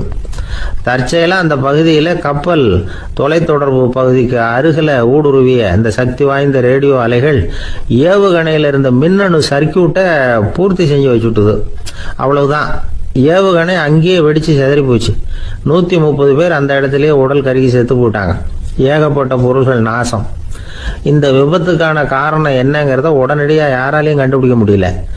ரொம்பவும் கடுமையாக முயற்சி பண்ணி கடைசியாக கண்டுபிடிச்சாங்க, இது வந்து இந்த இஎம்ஐ வேலை தான் அப்படின்னு. மின்னணு தொலைபேசிகள் இருக்கு, இதில் பேசும்பொழுது நம்ம காதை வந்து, அதாவது செவியை வந்து ஊடுருவக்கூடிய மின்காந்த அலையானது மூளைக்கு போய் அங்கே மூளை கட்டிகளை உருவாக்க ஊக்கம் கொடுக்குது அப்படின்னு வேற கண்டுபிடிச்சிருக்கிறாங்க. இந்த இஎம்ஐ ரொம்ப குறைஞ்ச மின்காந்த அழுத்தத்தில் நமக்கு எந்த பாதிப்பையும் ஏற்படுத்துறதில்லை. மின்காந்த அலைகள் அழுத்தத்தோடு இருக்கிற இடங்கள்ல ரொம்ப நேரம் இருந்தோம்னா நம்ம உடம்பின் வெப்பநிலை 2 டிகிரி செல்சியஸ் வரைக்கும் அதிகரிக்குதாம். அதனால வெப்பநிலையை வந்து சீராக்கிறதுக்கு இதய துடிப்பும் வந்து அதிகரிக்குது. இப்படிலாம் கண்டுபிடிச்சிருக்கிறாங்க. இப்பெல்லாம் இந்த மின்காந்த குறுக்கீடுகளை தடுக்கிறது எப்படி அப்படின்னு விஞ்ஞானிகள் யோசனை செய்ய ஆரம்பிச்சிருக்கிறாங்க. இந்த விஷயத்துல அலட்சியமா இருந்தோம்னா எதிர்காலத்தில் நிறைய பேருக்கு இந்த ஞாபக மறதி நோய் வந்துடும். அப்புறம் அது ரொம்ப கஷ்டமா போயிடும். ஒரு குடும்ப தலைவர் தன் மனைவியை பார்த்து, யார் நீ, உன்னை எங்கேயோ பார்த்தது மாதிரி இருக்குதே அப்படின்னு சொல்லிட்டு இருந்தார். உடனடியாக அவரை போய் பார்த்தேன். வாங்க டாக்டர்கிட்ட போகலாம் அப்படின்னு. அவர் என்னை தனியாக அழைச்சிட்டு போய் காதோட காதாக மெதுவாக சொல்கிறார், இதை பாருப்பா, என் கையில் பணம் இல்லாத போகலாம் அப்படி மறதி நோய் வந்துட்டது மாதிரி நடிச்சுக்கிட்டு இருப்பேன், அவ்வளவுதான், அதை நீ கண்டுக்காத அப்படின்னார். ஒரு சின்ன பையன் என்னை தேடிட்டு ஓடி வந்தான். ஒரு கதை சொல்லுங்கன்னா, சொந்தமா எதுவும் தெரியாத என்ன, உங்களுக்கு சொந்தமா எதுவும் தெரியாதுன்னு எனக்கும் தெரியும் அப்படின்னா. இந்த பையன் அடிக்கடி என்கிட்ட வந்து கதை கேட்கிறவன், அதனால என்னோட ரகசியம்லாம் அவனுக்கு அத்துப்படி. அதனால தான் அவ்வளவு தெளிவாக அடிச்சு விடுறான். சரி, இப்போ என்ன செய்யலாம்னு, பழைய கதை ஏதாவது ஒன்று சொல்லுங்களேன்னா. உனக்கு கிருஷ்ணதேவராயரை தெரியுமான்னு. அவர்கிட்ட நேரில் பழக்கம் இல்லை, ஆனால் அவரை பற்றி புஸ்தகத்தில் படிச்சிருக்கேன்னா. சரி, இவங்கிட்ட மேற்கொண்டு பேச்சு கொடுத்தா நம்மளை ஒரு மாதிரி ஆக்கி விடுவான் அப்படிங்கிறத யூகம் பண்ணிட்டு அவனை உட்கார வச்சு கடைசி வரைக்கும் குறுக்க பேசக்கூடாது அப்படின்னு ஒரு கண்டிஷனையும் போட்டுட்டு அந்த கதையை சொன்னேன். ஒரு சமயம் கிருஷ்ணதேவராயர் சமஸ்தானத்துக்கு ஒரு பெரிய வித்வான் வந்து சேர்ந்தாராம். என்னோட போட்டி போடுறதுக்கு இந்த ஊரில் யாராவது இருக்கீங்களா அப்படின்னு சவால் விட்டாராம். அந்த ஊரில் இருந்த பெரிய பெரிய வித்வான்லாம் இது ஏதுனா வம்பா போச்சுன்னு நினைக்க ஆரம்பிச்சிட்டாங்க. யாரும் அந்த ஆளோட போட்டி போடுறதுக்கு தயாராக இல்லை. எல்லாரும் நடுங்கிக்கிட்டு இருக்கிறாங்க. அந்த நேரத்தில் ஒருத்த மட்டும் தைரியமாக முன்னுக்கு வந்தான். அது யாருன்னா தெனாலிராமன். அந்த சமஸ்தானத்தில் விகட கவி அவன். என்ன அனுப்புங்க போட்டிக்கு, நான் ஜெயிச்சு காட்டுறேன்னா. உனக்கு அவ்வளவு தைரியம் இருக்குதா அப்படின்னு கேட்டாங்க. தைரியம் மட்டும்தான் என்கிட்ட இருக்குது, ஆனால் தைரியம் இருந்தால் அதிர்ஷ்டம் தேடிட்டு வருங்கிறது எனக்கு தெரியும் அப்படின்னா. அடுத்த நாள் போட்டி ஆரம்பமாச்சு. அந்த பெரிய வித்வான் வந்து நின்னார். தென்னாலிராமன் எதிரில் வந்து நின்னா. அந்த வித்வான் ஒரு விரலை காட்டினார். தென்னாலிராமன் பதிலுக்கு 2 விரலை காட்டினான். வித்வான் 3 விரலை காட்டினார். இவன் உடனே 4 விரலை காட்டினான். உடனே 5 விரலை காட்டினார் அவர். தென்னாலிராமன் உடனே தன்னுடைய கை முஷ்டியை காட்டினான், கையை மூடி காட்டினான். அவ்வளோதான். அந்த பெரிய வித்வான் கிருஷ்ணதேவராயர் காலில் விழுந்தார். நான் தோத்துட்டேன், என் தோல்வியை ஒத்துக்கிறேன் அப்படின்னு சொல்லிவிட்டார். கிருஷ்ணதேவராயர் அவரை தனியாக அழைச்சிட்டு போய் என்ன நடந்ததுன்னு விசாரித்தார். அந்த வித்வான் விளக்கம் கொடுத்தார். ஆண்டவன் ஒருவன் தான் உண்டுங்கிறத விளக்கறதுக்காக நான் ஒரு விரலை காட்டினேன். அப்படி இல்லை, சக்தியை சேர்த்தா சக்தி சிவன் 2 பேர் உண்டுன்னு உங்க வித்வான் 2 விரலை காட்டினார். மூர்த்திகள் 3 பேருங்கிறதுக்காக நான் 3 விரலை காட்டினேன். வேதங்கள் 4ன்னு சொல்லி ஒரு 4 விரலை காட்டினார். பஞ்சபூதங்கள் 5ன்னு நான் 5 விரலை காட்டினேன். அதையெல்லாம் அடக்கி ஆளணும்னு சொல்லி அவர் கையை மூடி உறுதியாக காட்டினார். அடடா, உங்க வித்வானுக்கு எப்பேற்பட்ட அறிவு! அவர் தான் ஜெயிச்சார், நான் தோத்துட்டேன் அப்படின்னார் அவர். அப்படி சொல்லிவிட்டு அவர் போயிட்டார். அதுக்கப்புறம் தெனாலிராமனை கூப்பிட்டு என்னப்பா நடந்தது அப்படின்னு கேட்டாராம். அதுக்கு தெனாலிராமன் விளக்கம் கொடுத்துருக்குறான். அவன் முதல்ல என்னை கொன்னுடுவேன்னு அந்த வித்வான் ஒரு விரலை காட்டினான். உடனே ஒரு 2 கண்ணையும் தோண்டி போடுவேங்கிறதுக்காக நான் 2 விரலை காட்டினேன். உனக்கு நாமம் போட்டுருவேன்னு சொல்லி 3 விரலை காட்டினான். அதை அழிச்சிருவேன்னு 4 விரலை காட்டினேன். உன்னை அரைஞ்சிருவேன்னு அவன் 5 விரலை காட்டினான். நான் உங்களை குத்தி போடுவேன்னு சொல்லி கையை மூடி காட்டினேன் அப்படின்னா. இப்போ பாருங்க, ஜெயிச்சது யார்? தைரியம் மட்டும் இருந்துட்டா அதிர்ஷ்டம் தானா தேடி வருங்கிறது எவ்வளவு உண்மையா போச்சு. அதனால நாம எப்பவும் தைரியமா இருக்கணும்னு சொல்லிவிட்டு என் எதிரில் கதை கேட்டுட்டு உட்காந்துருந்த சின்ன பையனை பார்த்தேன். அவன் என்னை நிமிர்ந்து பார்த்தான். அவன் தன்னோட கை கால் 2ஐயும் ஒரு மாதிரியா என் முன்னால தூக்கி 20 விரலை காட்டினான். எனக்கு ஒன்றும் புரியல. இதுக்கு என்னப்பா அர்த்தம்னு கேட்டேன்.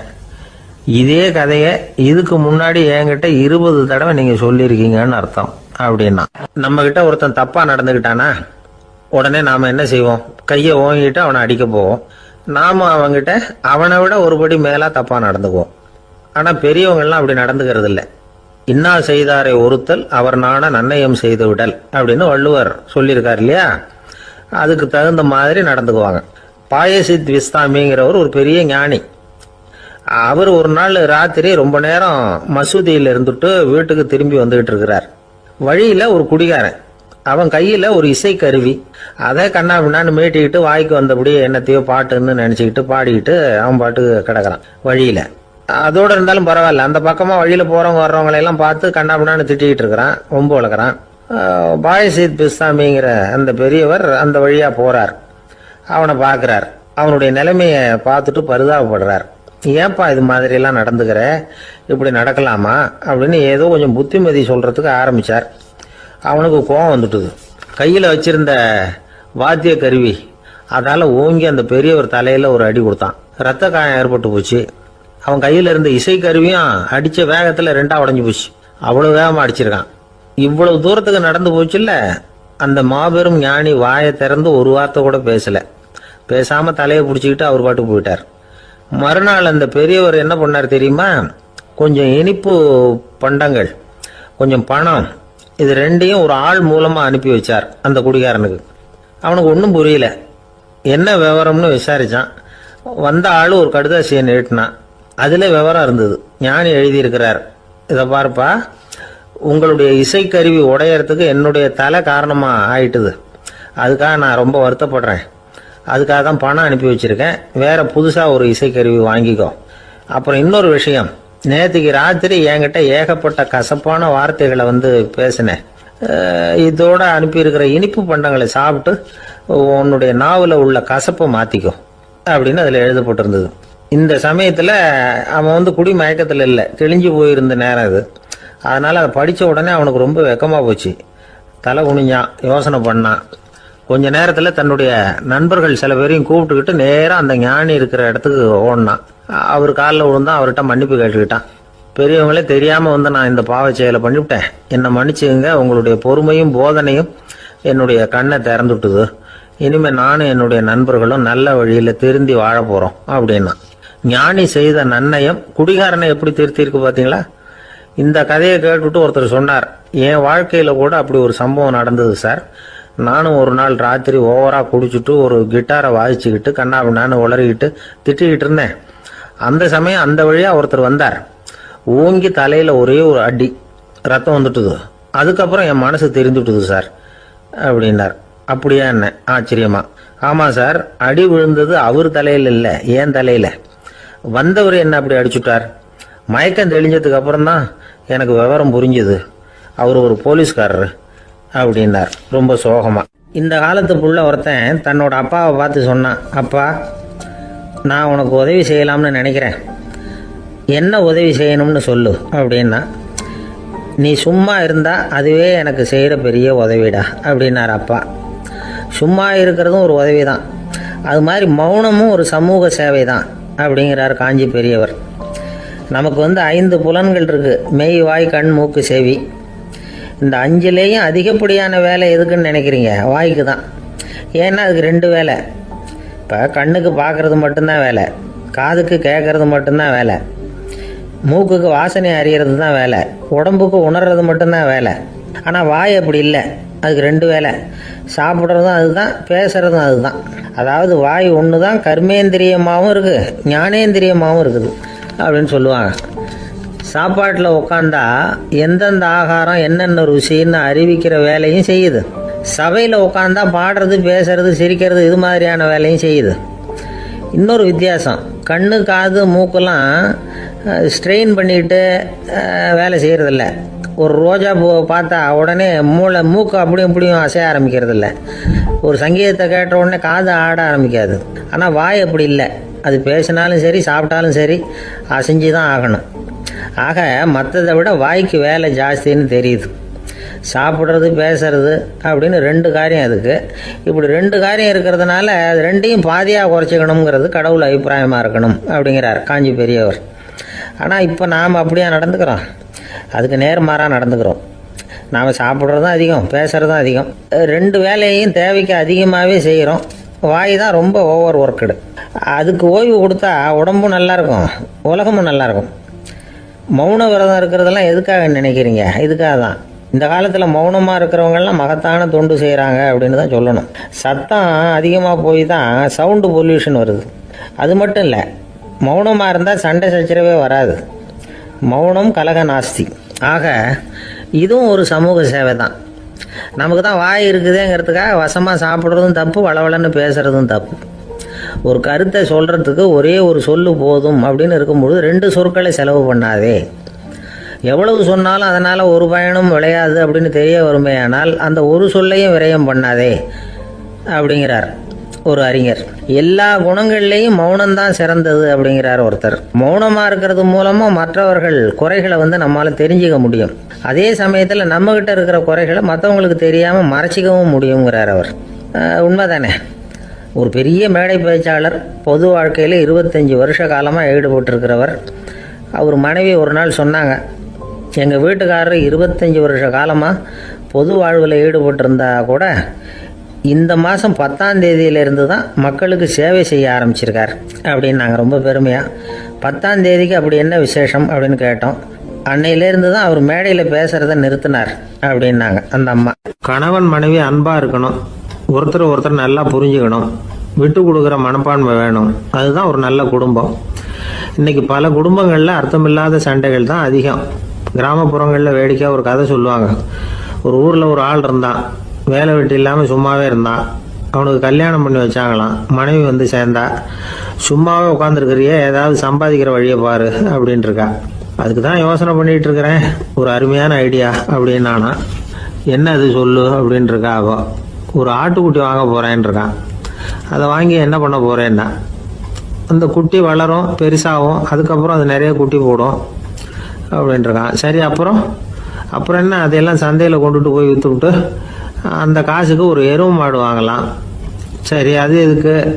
எருவு மாடு நிறைய பால் கொடுக்கும், அதை கொண்டுகிட்டு போய் பால் பண்ணையில் கொடுப்பேன், அல்லது நானே விற்றுருவேன், கை நிறைய காசு கிடைக்கும். அதுக்கப்புறம் ஒரு பசுமாடு வாங்குவேன், பாலையும் விற்கலாம், நாமளும் காய் போட்டு சாப்பிட்லாம், இப்படிலாம் சொல்லியிருக்கான்.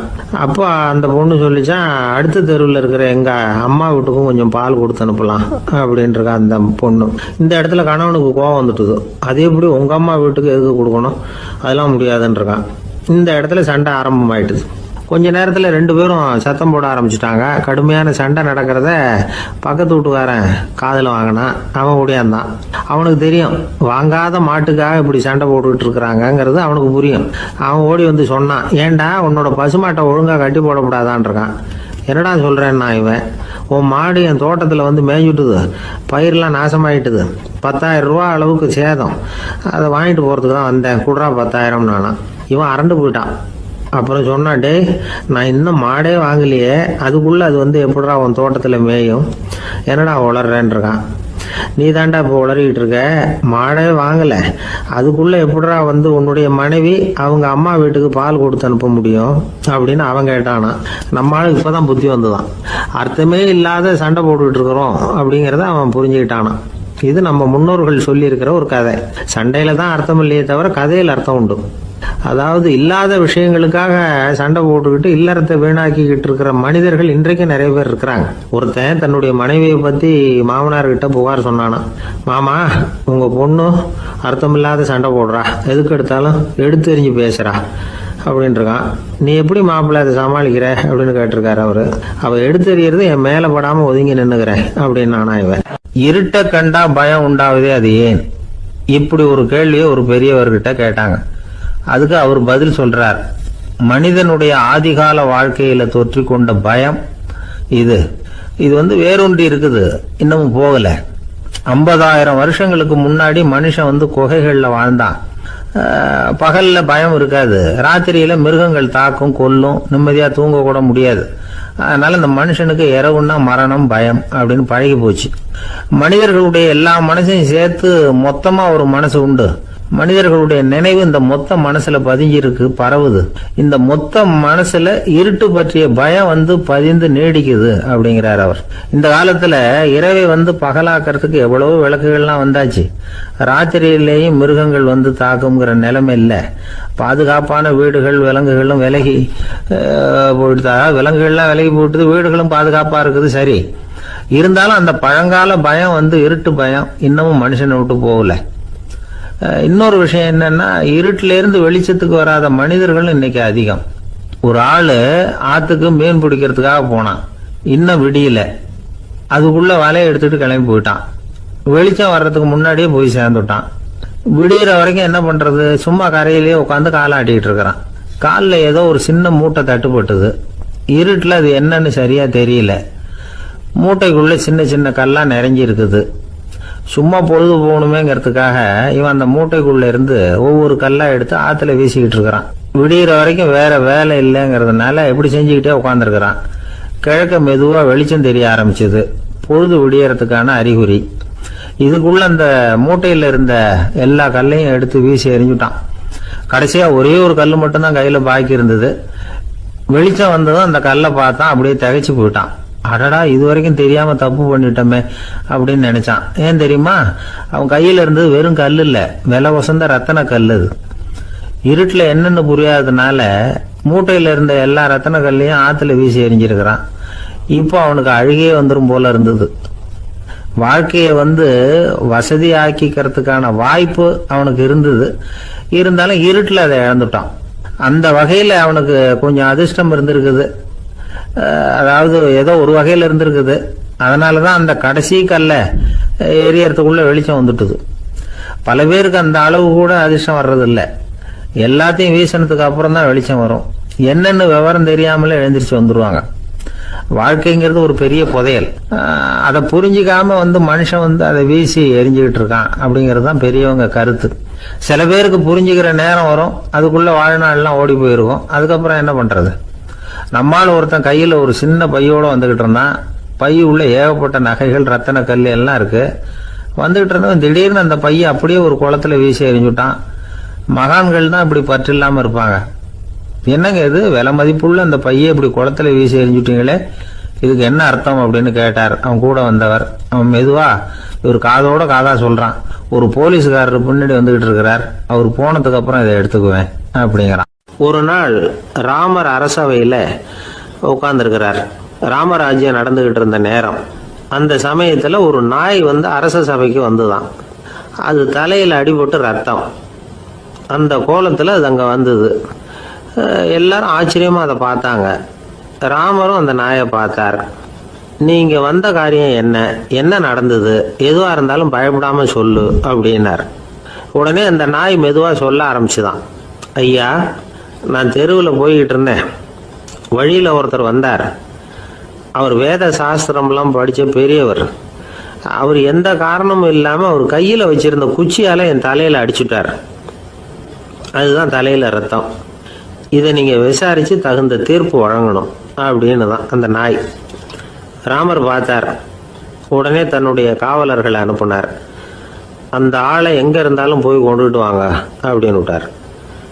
காவலர்கள் போனாங்க. அந்த ஆளை பிடிச்சி கொண்டு வந்துட்டாங்க. அரண்மனைக்கு வா அப்படின்னு சொல்லி கூப்பிட்டுட்டு வந்துட்டாங்க. என்ன நடந்ததுன்னு விசாரிச்சார் ராமர். அதுக்கு அந்த ஆள் சொன்னார், நான் வந்து வீதி வழியா வந்துகிட்டு இருந்தேன். குறுக்க இந்த நாய் வந்தது. நான் அவசரமா போய்கிட்டு இருந்தேன். இது எனக்கு வழி விடாம குறுக்க பூந்து இடைஞ்சல் பண்ணிச்சு. எனக்கு கோபம் வந்துட்டுது. அதனால அடிச்சுட்டேன். வேத சாஸ்திரம் படிச்ச நான் என் வசம் இழந்து கோபப்பட்டது பெரிய தப்பு தான். அதை நான் ஒத்துக்கிறேன். குற்றத்தை ஒப்புக்கொள்றேன். எனக்கு என்ன தண்டனை கொடுக்கணுமோ அதை கொடுங்க, ஏத்துக்கிறேன் அப்படின்னு விட்டார். சரி, இப்ப அந்த ஆளுக்கு தண்டனை கொடுக்கணும். என்ன தண்டனை கொடுக்கறது யோசனை பண்ணார் ராமர். அதையும் அந்த நாய்கிட்டயே கேட்டார். நீயே சொல்லு, என்ன தண்டனை கொடுக்கலாம் இவருக்கு அப்படின்னார். இதுக்கு அந்த நாய் என்ன சொல்லிச்சு தெரியுமா? இவரை ஏதாவது ஒரு கோயிலுக்கு தர்மகர்த்தாவா நியமனம் பண்ணி விடுங்க, அதுதான் இவருக்கு சரியான தண்டனை அப்படின்னது. இதை கேட்டதும் ராமர் முகத்துல புன்னகை. ஆனா அங்க இருந்த மற்றவங்களுக்கெல்லாம் ஆச்சரியம். அது எப்படி, தப்பு செஞ்சவங்களுக்கு தண்டனை கொடுக்கறது தானே நியாயம், அதை விட்டுட்டு தர்மகர்த்தா பதவியை கொடுக்க சொல்லுது இந்த நாய் அப்படிங்கிற ஆச்சரியம். இந்த சந்தேகத்தை அந்த நாய்கிட்டயே கேட்டாங்க அங்க இருந்தவங்க. இதுக்கு அந்த நாய் பதில் சொல்லிச்சான். நான் வந்து போன பிறவியில ஒரு கோயிலுக்கு தர்மகர்த்தாவா இருந்தேன். எவ்வளவோ கவனமா எச்சரிக்கையா தான் என்னுடைய கடமைகளை எல்லாம் செஞ்சுக்கிட்டு வந்தேன். அப்படி இருந்தாலும் சில சமயங்கள்ல என்னையும் மீறி கோயில் செல்வத்தை நான் அனுபவிக்கிறதுக்கு காரணம் ஆயிட்டேன். ஒரு கோவிலுக்கு தர்மகர்த்தாவா இருக்கிறவங்க எப்படியும் இந்த பாவத்திலிருந்து தப்பிக்கிறது கஷ்டம். அதனாலதான் நான் இந்த பிறவியில நாயா பிறந்து இப்படி கஷ்டப்படுறேன். இதே நிலைமை இந்த ஆளுக்கும் ஏற்படணும் அப்படிங்கிறதுக்காக தான் அவரையும் ஒரு கோயிலுக்கு தர்மகர்த்தாவை நியமிக்கும்படி கேட்டுக்கிட்டேன் அப்படின்னு தான் இந்த நாய். இதுல இருந்து என்ன தெரியுது, எந்த பதவியில நாம இருந்தாலும் நமக்கு தெரியாம கூட அதை தவறா உபயோகப்படுத்த கூடாதுங்கிறத இதுல இருந்து புரிஞ்சுக்கணும். இல்லைன்னா அடுத்த பிறவியில நாயா பிறந்து எங்கேயாவது போய் வாலாட்டிட்டு நிக்க வேண்டியதுதான். கோவில் வாசல்ல 2 நாய் பேசிக்கிட்டு இருந்துதான். போன ஜென்மத்துல நான் மனுஷனாதான் இருந்தேன். ஒரு கோவில் பூசாரி பேச்சை கேட்டுவிட்டு அவரோட கூட்டு சேர்ந்துக்கிட்டு ஆண்டவன் போட்டிருந்த நகையெல்லாம் அபகரிச்சு என்கிட்ட கொடுத்தாரு அவரு. நான் எடுத்துட்டு வந்துட்டேன். திருடினது அந்த ஆள் தான், எடுத்துக்கிட்டு வந்தது தான் நான். இருந்தாலும் நான் மட்டும் நாயா பிறந்துட்டேன். இப்போ மட்டும் அந்த பூசாரி என்கிட்ட மாட்டினா கடிச்சு குதறி விடுவேன் அப்படின்னு தான். அவசரப்பட்டு அப்படி செஞ்சுடாதே. பதிலுக்கு அவரும் உன்னை திருப்பி கடிச்சாலும் கடிச்சிருவார். ஏன்னா அவரும் இப்போ ஒரு நாயா தான் பிறந்திருக்கிறார் அப்படின்னு தான் இன்னொன்னு. அது எப்படி உனக்கு தெரியும்னு தான் இது. நான் தானே அது அப்படின்னு தான் அந்த நாய். ஒரு பெரியவர்கிட்ட பேசிக்கிட்டு இருந்தேன். அவரு என்கிட்ட ஒரு கேள்வி கேட்டார். திருடர்கள் எத்தனை வகை தெரியுமா உனக்கு அப்படின்னார். இதுதான் அவர் கேட்ட கேள்வி. எதுக்காக என்ன பார்த்து அந்த கேள்வி கேட்டாரு தெரியல. இருந்தாலும் நான் வந்து அவருக்கு பதில் சொன்னேன். திருடர்கள்ல வந்து எத்தனையோ வகை உண்டுங்க. கார் திருடன், சைக்கிள் திருடன், முகமூடி திருடன், எப்படி சொல்லிட்டே போகலாம். இருந்தாலும் என்னுடைய சிற்றறிவுக்கு எட்டின வரையில திருடர்களை வந்து 2 வகையா பிரிக்கலாம் அப்படின்னு நினைக்கிறேன். ஒன்னு ராத்திரில திருடுற திருடன், இன்னொருத்தன் பகல்ல திருடுற திருடன். அதாவது பகல் திருடன், ராத்திரி திருடன் அப்படின்னு பெரியவர் சிரிச்சார். என்ன சிரிக்கிறீங்களே, என்ன கள்ளுவர்கள் 4 வகை அப்படின்னு ஆரம்பிச்சார். எப்படின்னு கேட்டேன்.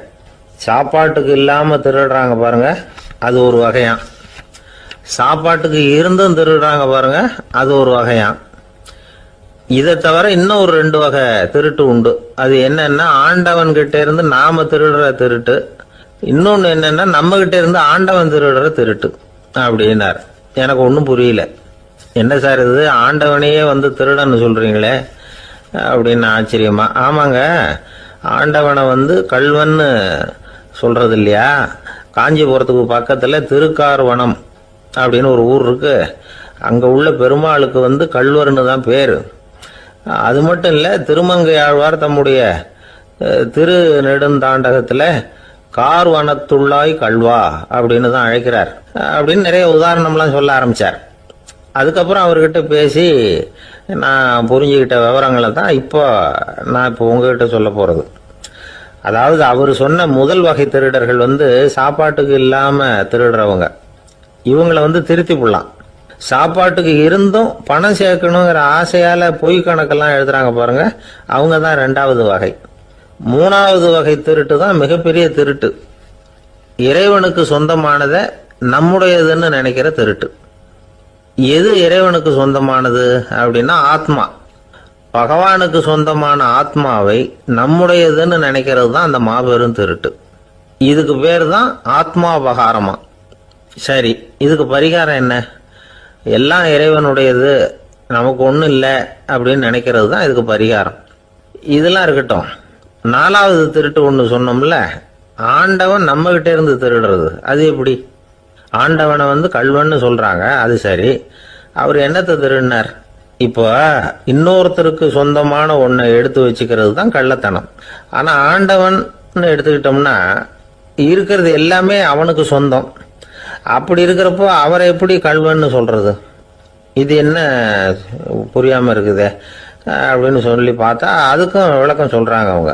அதாவது ஆண்டவனுக்கு வந்து உருவமே கிடையாது, அரூபமா இருக்கிறவன், அதாவது உருவம் இல்லாம இருக்கிறவன்.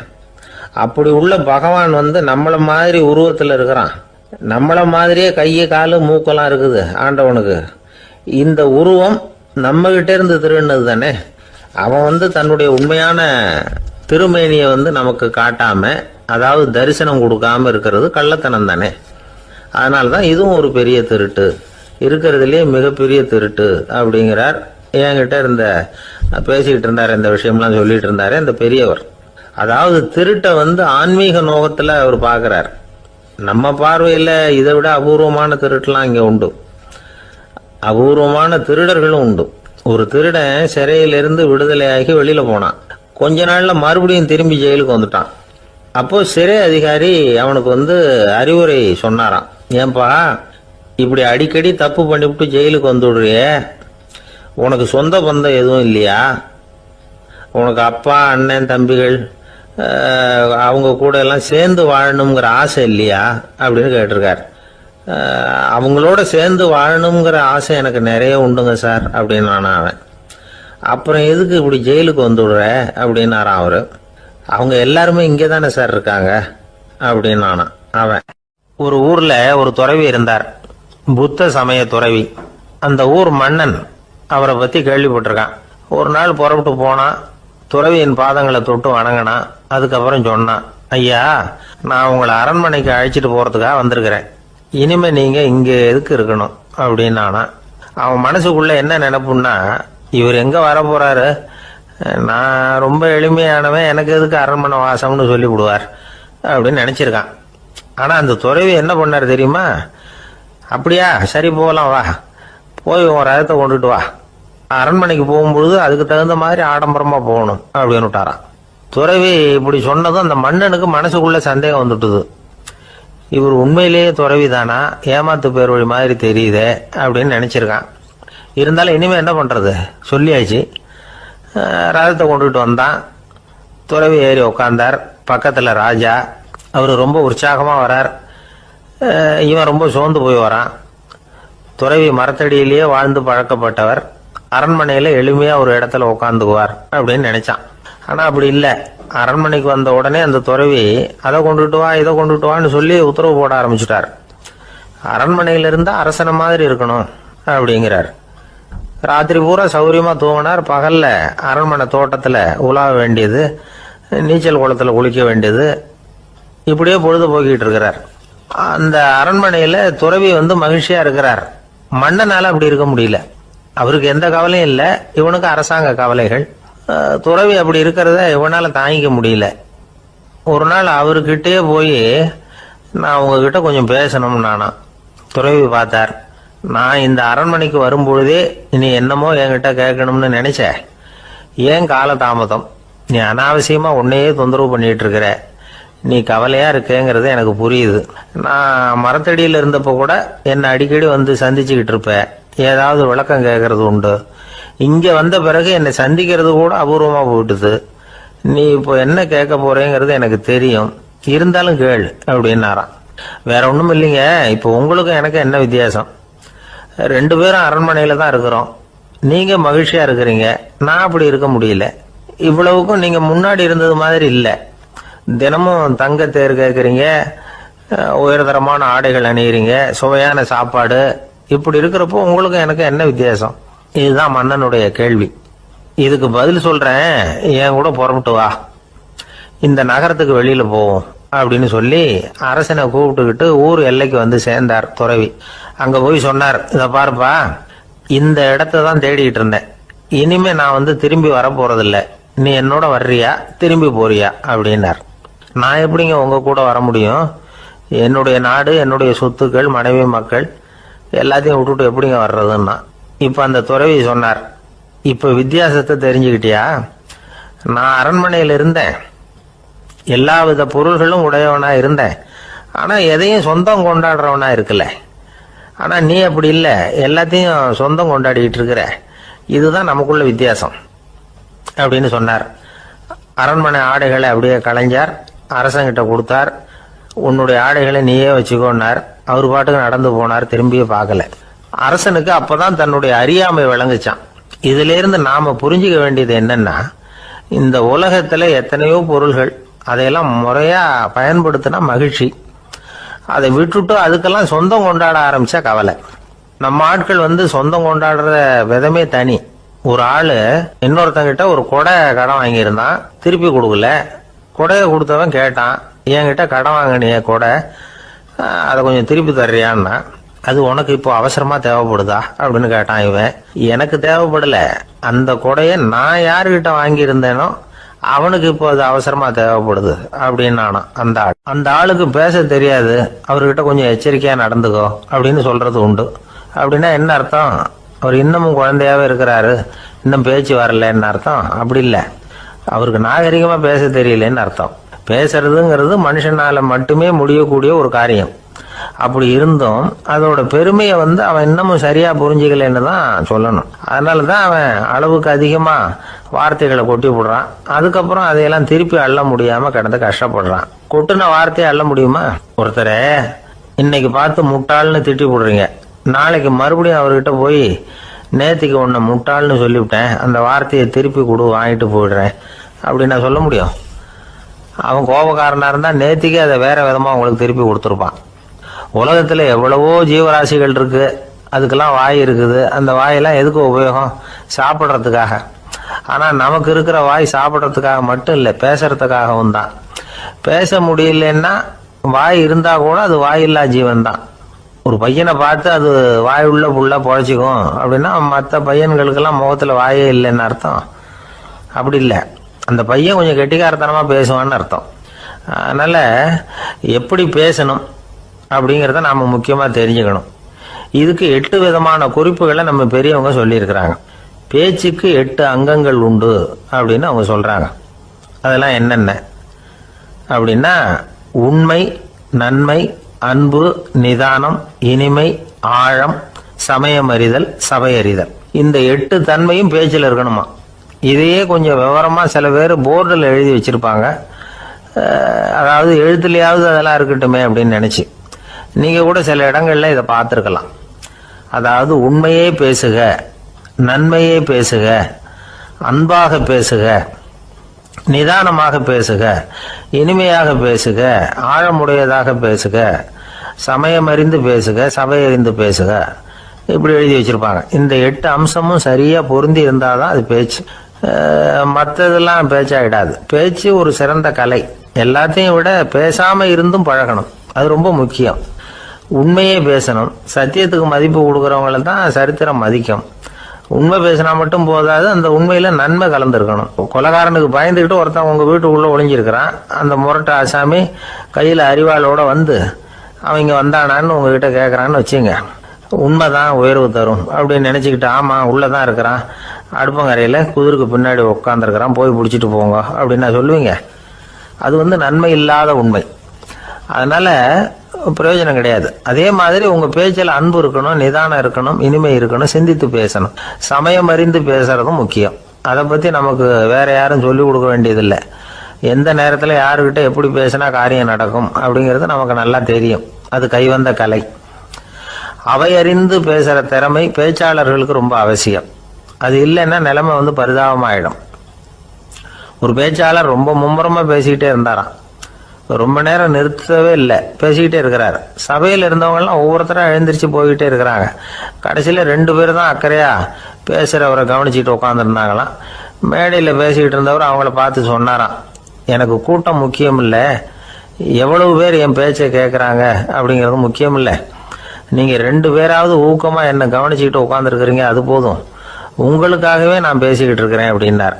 இதை கேட்டதும் உட்கார்ந்துருந்த 2 பேர்ல ஒருத்தர் எழுந்திருச்சு, அப்படி இல்லைங்க, நாங்க 2 பேரும் நீங்க பேசி முடிச்ச உடனே தொடர்ந்து பேச வேண்டிய ஆளுங்க, அதுக்காக தான் காத்துக்கிட்டு இருக்கிறோம், சீக்கிரம் முடிங்க அப்படின்னாங்களாம். ஒரு ஊர்ல ஒரு புகழ்பெற்ற பத்திரிகையாளர் இருந்தார். அவர் ஒரு நாள் திடீர்னு இறந்து போயிட்டார். அதுக்கப்புறம் நேரா சொர்க்கத்துக்கு போனார். சொர்க்கத்தின் வாசல்ல நின்றுகிட்டு இருந்த ஒருத்தர் அவரை தடுத்தார். இத பாரு, ஏற்கனவே இங்க 12 பத்திரிகையாளர்கள் இருக்கிறாங்க, அவங்களுக்கு இங்க வேலை இல்லை. அதுக்கு என்ன காரணம்னா, சொர்க்கத்துல திடுக்கிடும் செய்திகள்லாம் ஒன்றும் கிடையாது. அப்படி என்ன இருக்க போகுது இங்க எல்லாம் அது ஒழுங்கா நடந்துகிட்டு இருக்கும்.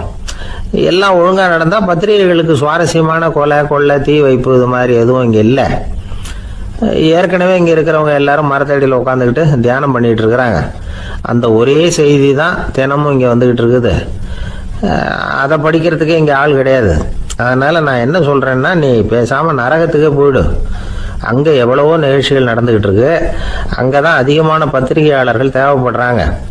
அங்க உனக்கு நிறைய வேலை இருக்கும், அதை செய்யறதில்ல, நீயும் மகிழ்ச்சியா இருக்கலாம் அப்படின்னு சொன்னாராம்.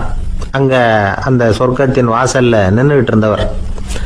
இந்த பத்திரிகையாளர் அங்கேயே நின்று கொஞ்சம் யோசனை பண்ணார். இவருக்கு சொர்க்கத்திலே இருக்கணும்னு தான் ஆசை. அதனால மெதுவா அவர்கிட்ட பேசினாராம், ஐயா, என்ன ஒரு 24 மணி நேரம் இங்க உள்ள இருக்கிறதுக்கு அனுமதி கொடுங்க. இங்க இருக்கிற பல பத்திரிகையாளர்களை எனக்கு தெரியும். அவங்கள சில பேரை சமாதானப்படுத்தி மெதுவா பேசி நரகத்துக்கு அனுப்பி வச்சுடுறேன். நான் இங்க இருந்துக்கிறேன். உங்க கணக்குப்படி 12 பேருக்கு மேல இங்க தாண்டாது, அப்படி பாத்துக்கிறேன் அப்படின்னாராம்.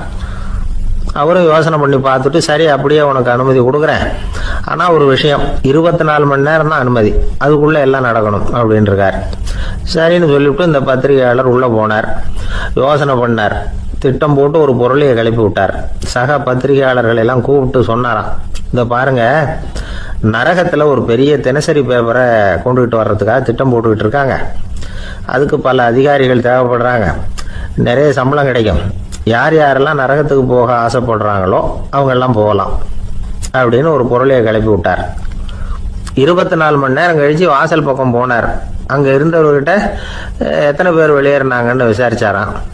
அப்போ அவர் இவரை, நீ வெளியே போகக்கூடாது, முதல்ல உள்ளதான் இருக்கணும் அப்படின்னு தடுத்தாராம். அப்புறம் சொன்னாராம், நீ சொன்ன செய்தியை கேட்டதும் இங்க இருந்த எல்லா பத்திரிகையாளர்களுமே நரகத்துக்கு போயிட்டாங்கப்பா, உள்ள யாருமே இல்லை, அதனால நீ உள்ளே இருக்கலாம் அப்படின்னாராம். இதை கேட்டதும் இந்த பத்திரிகையாளரே குழம்பி போயிட்டார். ஒருவேளை உண்மையிலேயே நரகத்துல புதுசா பத்திரிகை ஏதாவது ஆரம்பிக்க போறாங்களோ அப்படின்னு அவரே நினைக்க ஆரம்பிச்சிட்டாராம். அப்புறம் சொன்னாராம், ஐயா என்னை விட்டுருங்க, நான் நரகத்துக்கே போயிடுறேன், அங்க ஏதோ விசேஷம் இருக்கணும் அப்படின்னாராம். இல்லைன்னா இத்தனை பேரும் ஒட்டு மொத்தமா அங்க போறதுக்கு சான்ஸே இல்லை, என்னை தடுக்காதீங்கன்னு கெஞ்ச ஆரம்பிச்சுட்டாராம். மற்றவங்க நம்பணுங்கிறதுக்காக ஒரு பொருளையை கிளப்பி விட்டார். கடைசியில தானே அந்த பொருளைக்கு ஆளாயிட்டார்.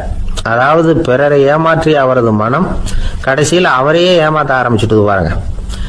நீங்க இப்படி அடுத்தவங்களை ஏமாத்துறதுக்கு உங்க மனசை பழக்கப்படுத்துறீங்க, ஆனா கடைசியில் அதனால நீங்களே ஏமாற்றப்படுகிறீர்கள் அப்படிங்கிறது பெரியவர்களுடைய புத்திமதி. அதனால உங்க மனசுகிட்ட ரொம்ப எச்சரிக்கையா இருங்கோ அப்படிங்கிறாங்க. நம்ம ஆளுங்க அங்கே போய் என்ன சொல்லுவாங்கன்னா, இந்த மாதிரி அங்கே போகாத இங்கே போகாதன்னு பயமுறுத்துறது உண்டு சில பேர். அங்கே பேய் இருக்குது, பிசாசு இருக்குது அப்படின்னு பொருளையை கிளப்பி விடுறது உண்டு. இருட்டு நேரம், காட்டு வழியாக ஒருத்தன் போய்கிட்டு இருக்கிறான். அங்கே பேய் பிசாசு நடமாட்டம் இருக்கிறதாக வதந்தி. இவன் பயந்துக்கிட்டே வேகமாக போகிறான். காடு முடிஞ்சு மெயின் ரோட்டுக்கு வந்து சேர்ந்தான். அப்பாடா, ஒரு பஸ்ஸு நின்றுட்டு இருக்கு தனியாக. இருட்டில் லேசாக தெரிஞ்சுது. ஓடி போய் ஏறி உள்ளே உட்காந்துக்கிட்டான். பயந்துக்கிட்டே போனவன் அப்புறம் தான் தெரியுது உள்ள யாருமே இல்லை. டிரைவரும் இல்லை, கண்டக்டரும் இல்லை, வேற யாரும் இல்லை. இவனுக்கு பேய் பயம் அதிகமாக போட்டுது. ஏன்னா நடு ராத்திரி. இந்த நேரம் பார்த்து அந்த பஸ்ஸு தானே நகர ஆரம்பிச்சுதான். இவனுக்கு இன்னும் பயம் அதிகமாக போட்டுது. ஏன்னா டிரைவர் சீட்டு காலியாக இருக்கு, பஸ்ஸு நகருது. இவன் உடம்பு பூரா நடுங்க ஆரம்பிச்சுட்டுது. வீல்னு கத்தலாமான்னு பார்த்தான். அந்த நேரம் பார்த்து அவன் தோளில் ஒரு கை விழுந்துதான். திடுக்கிட்டு திரும்பி பார்த்துருக்குறான். அங்கே டிரைவர்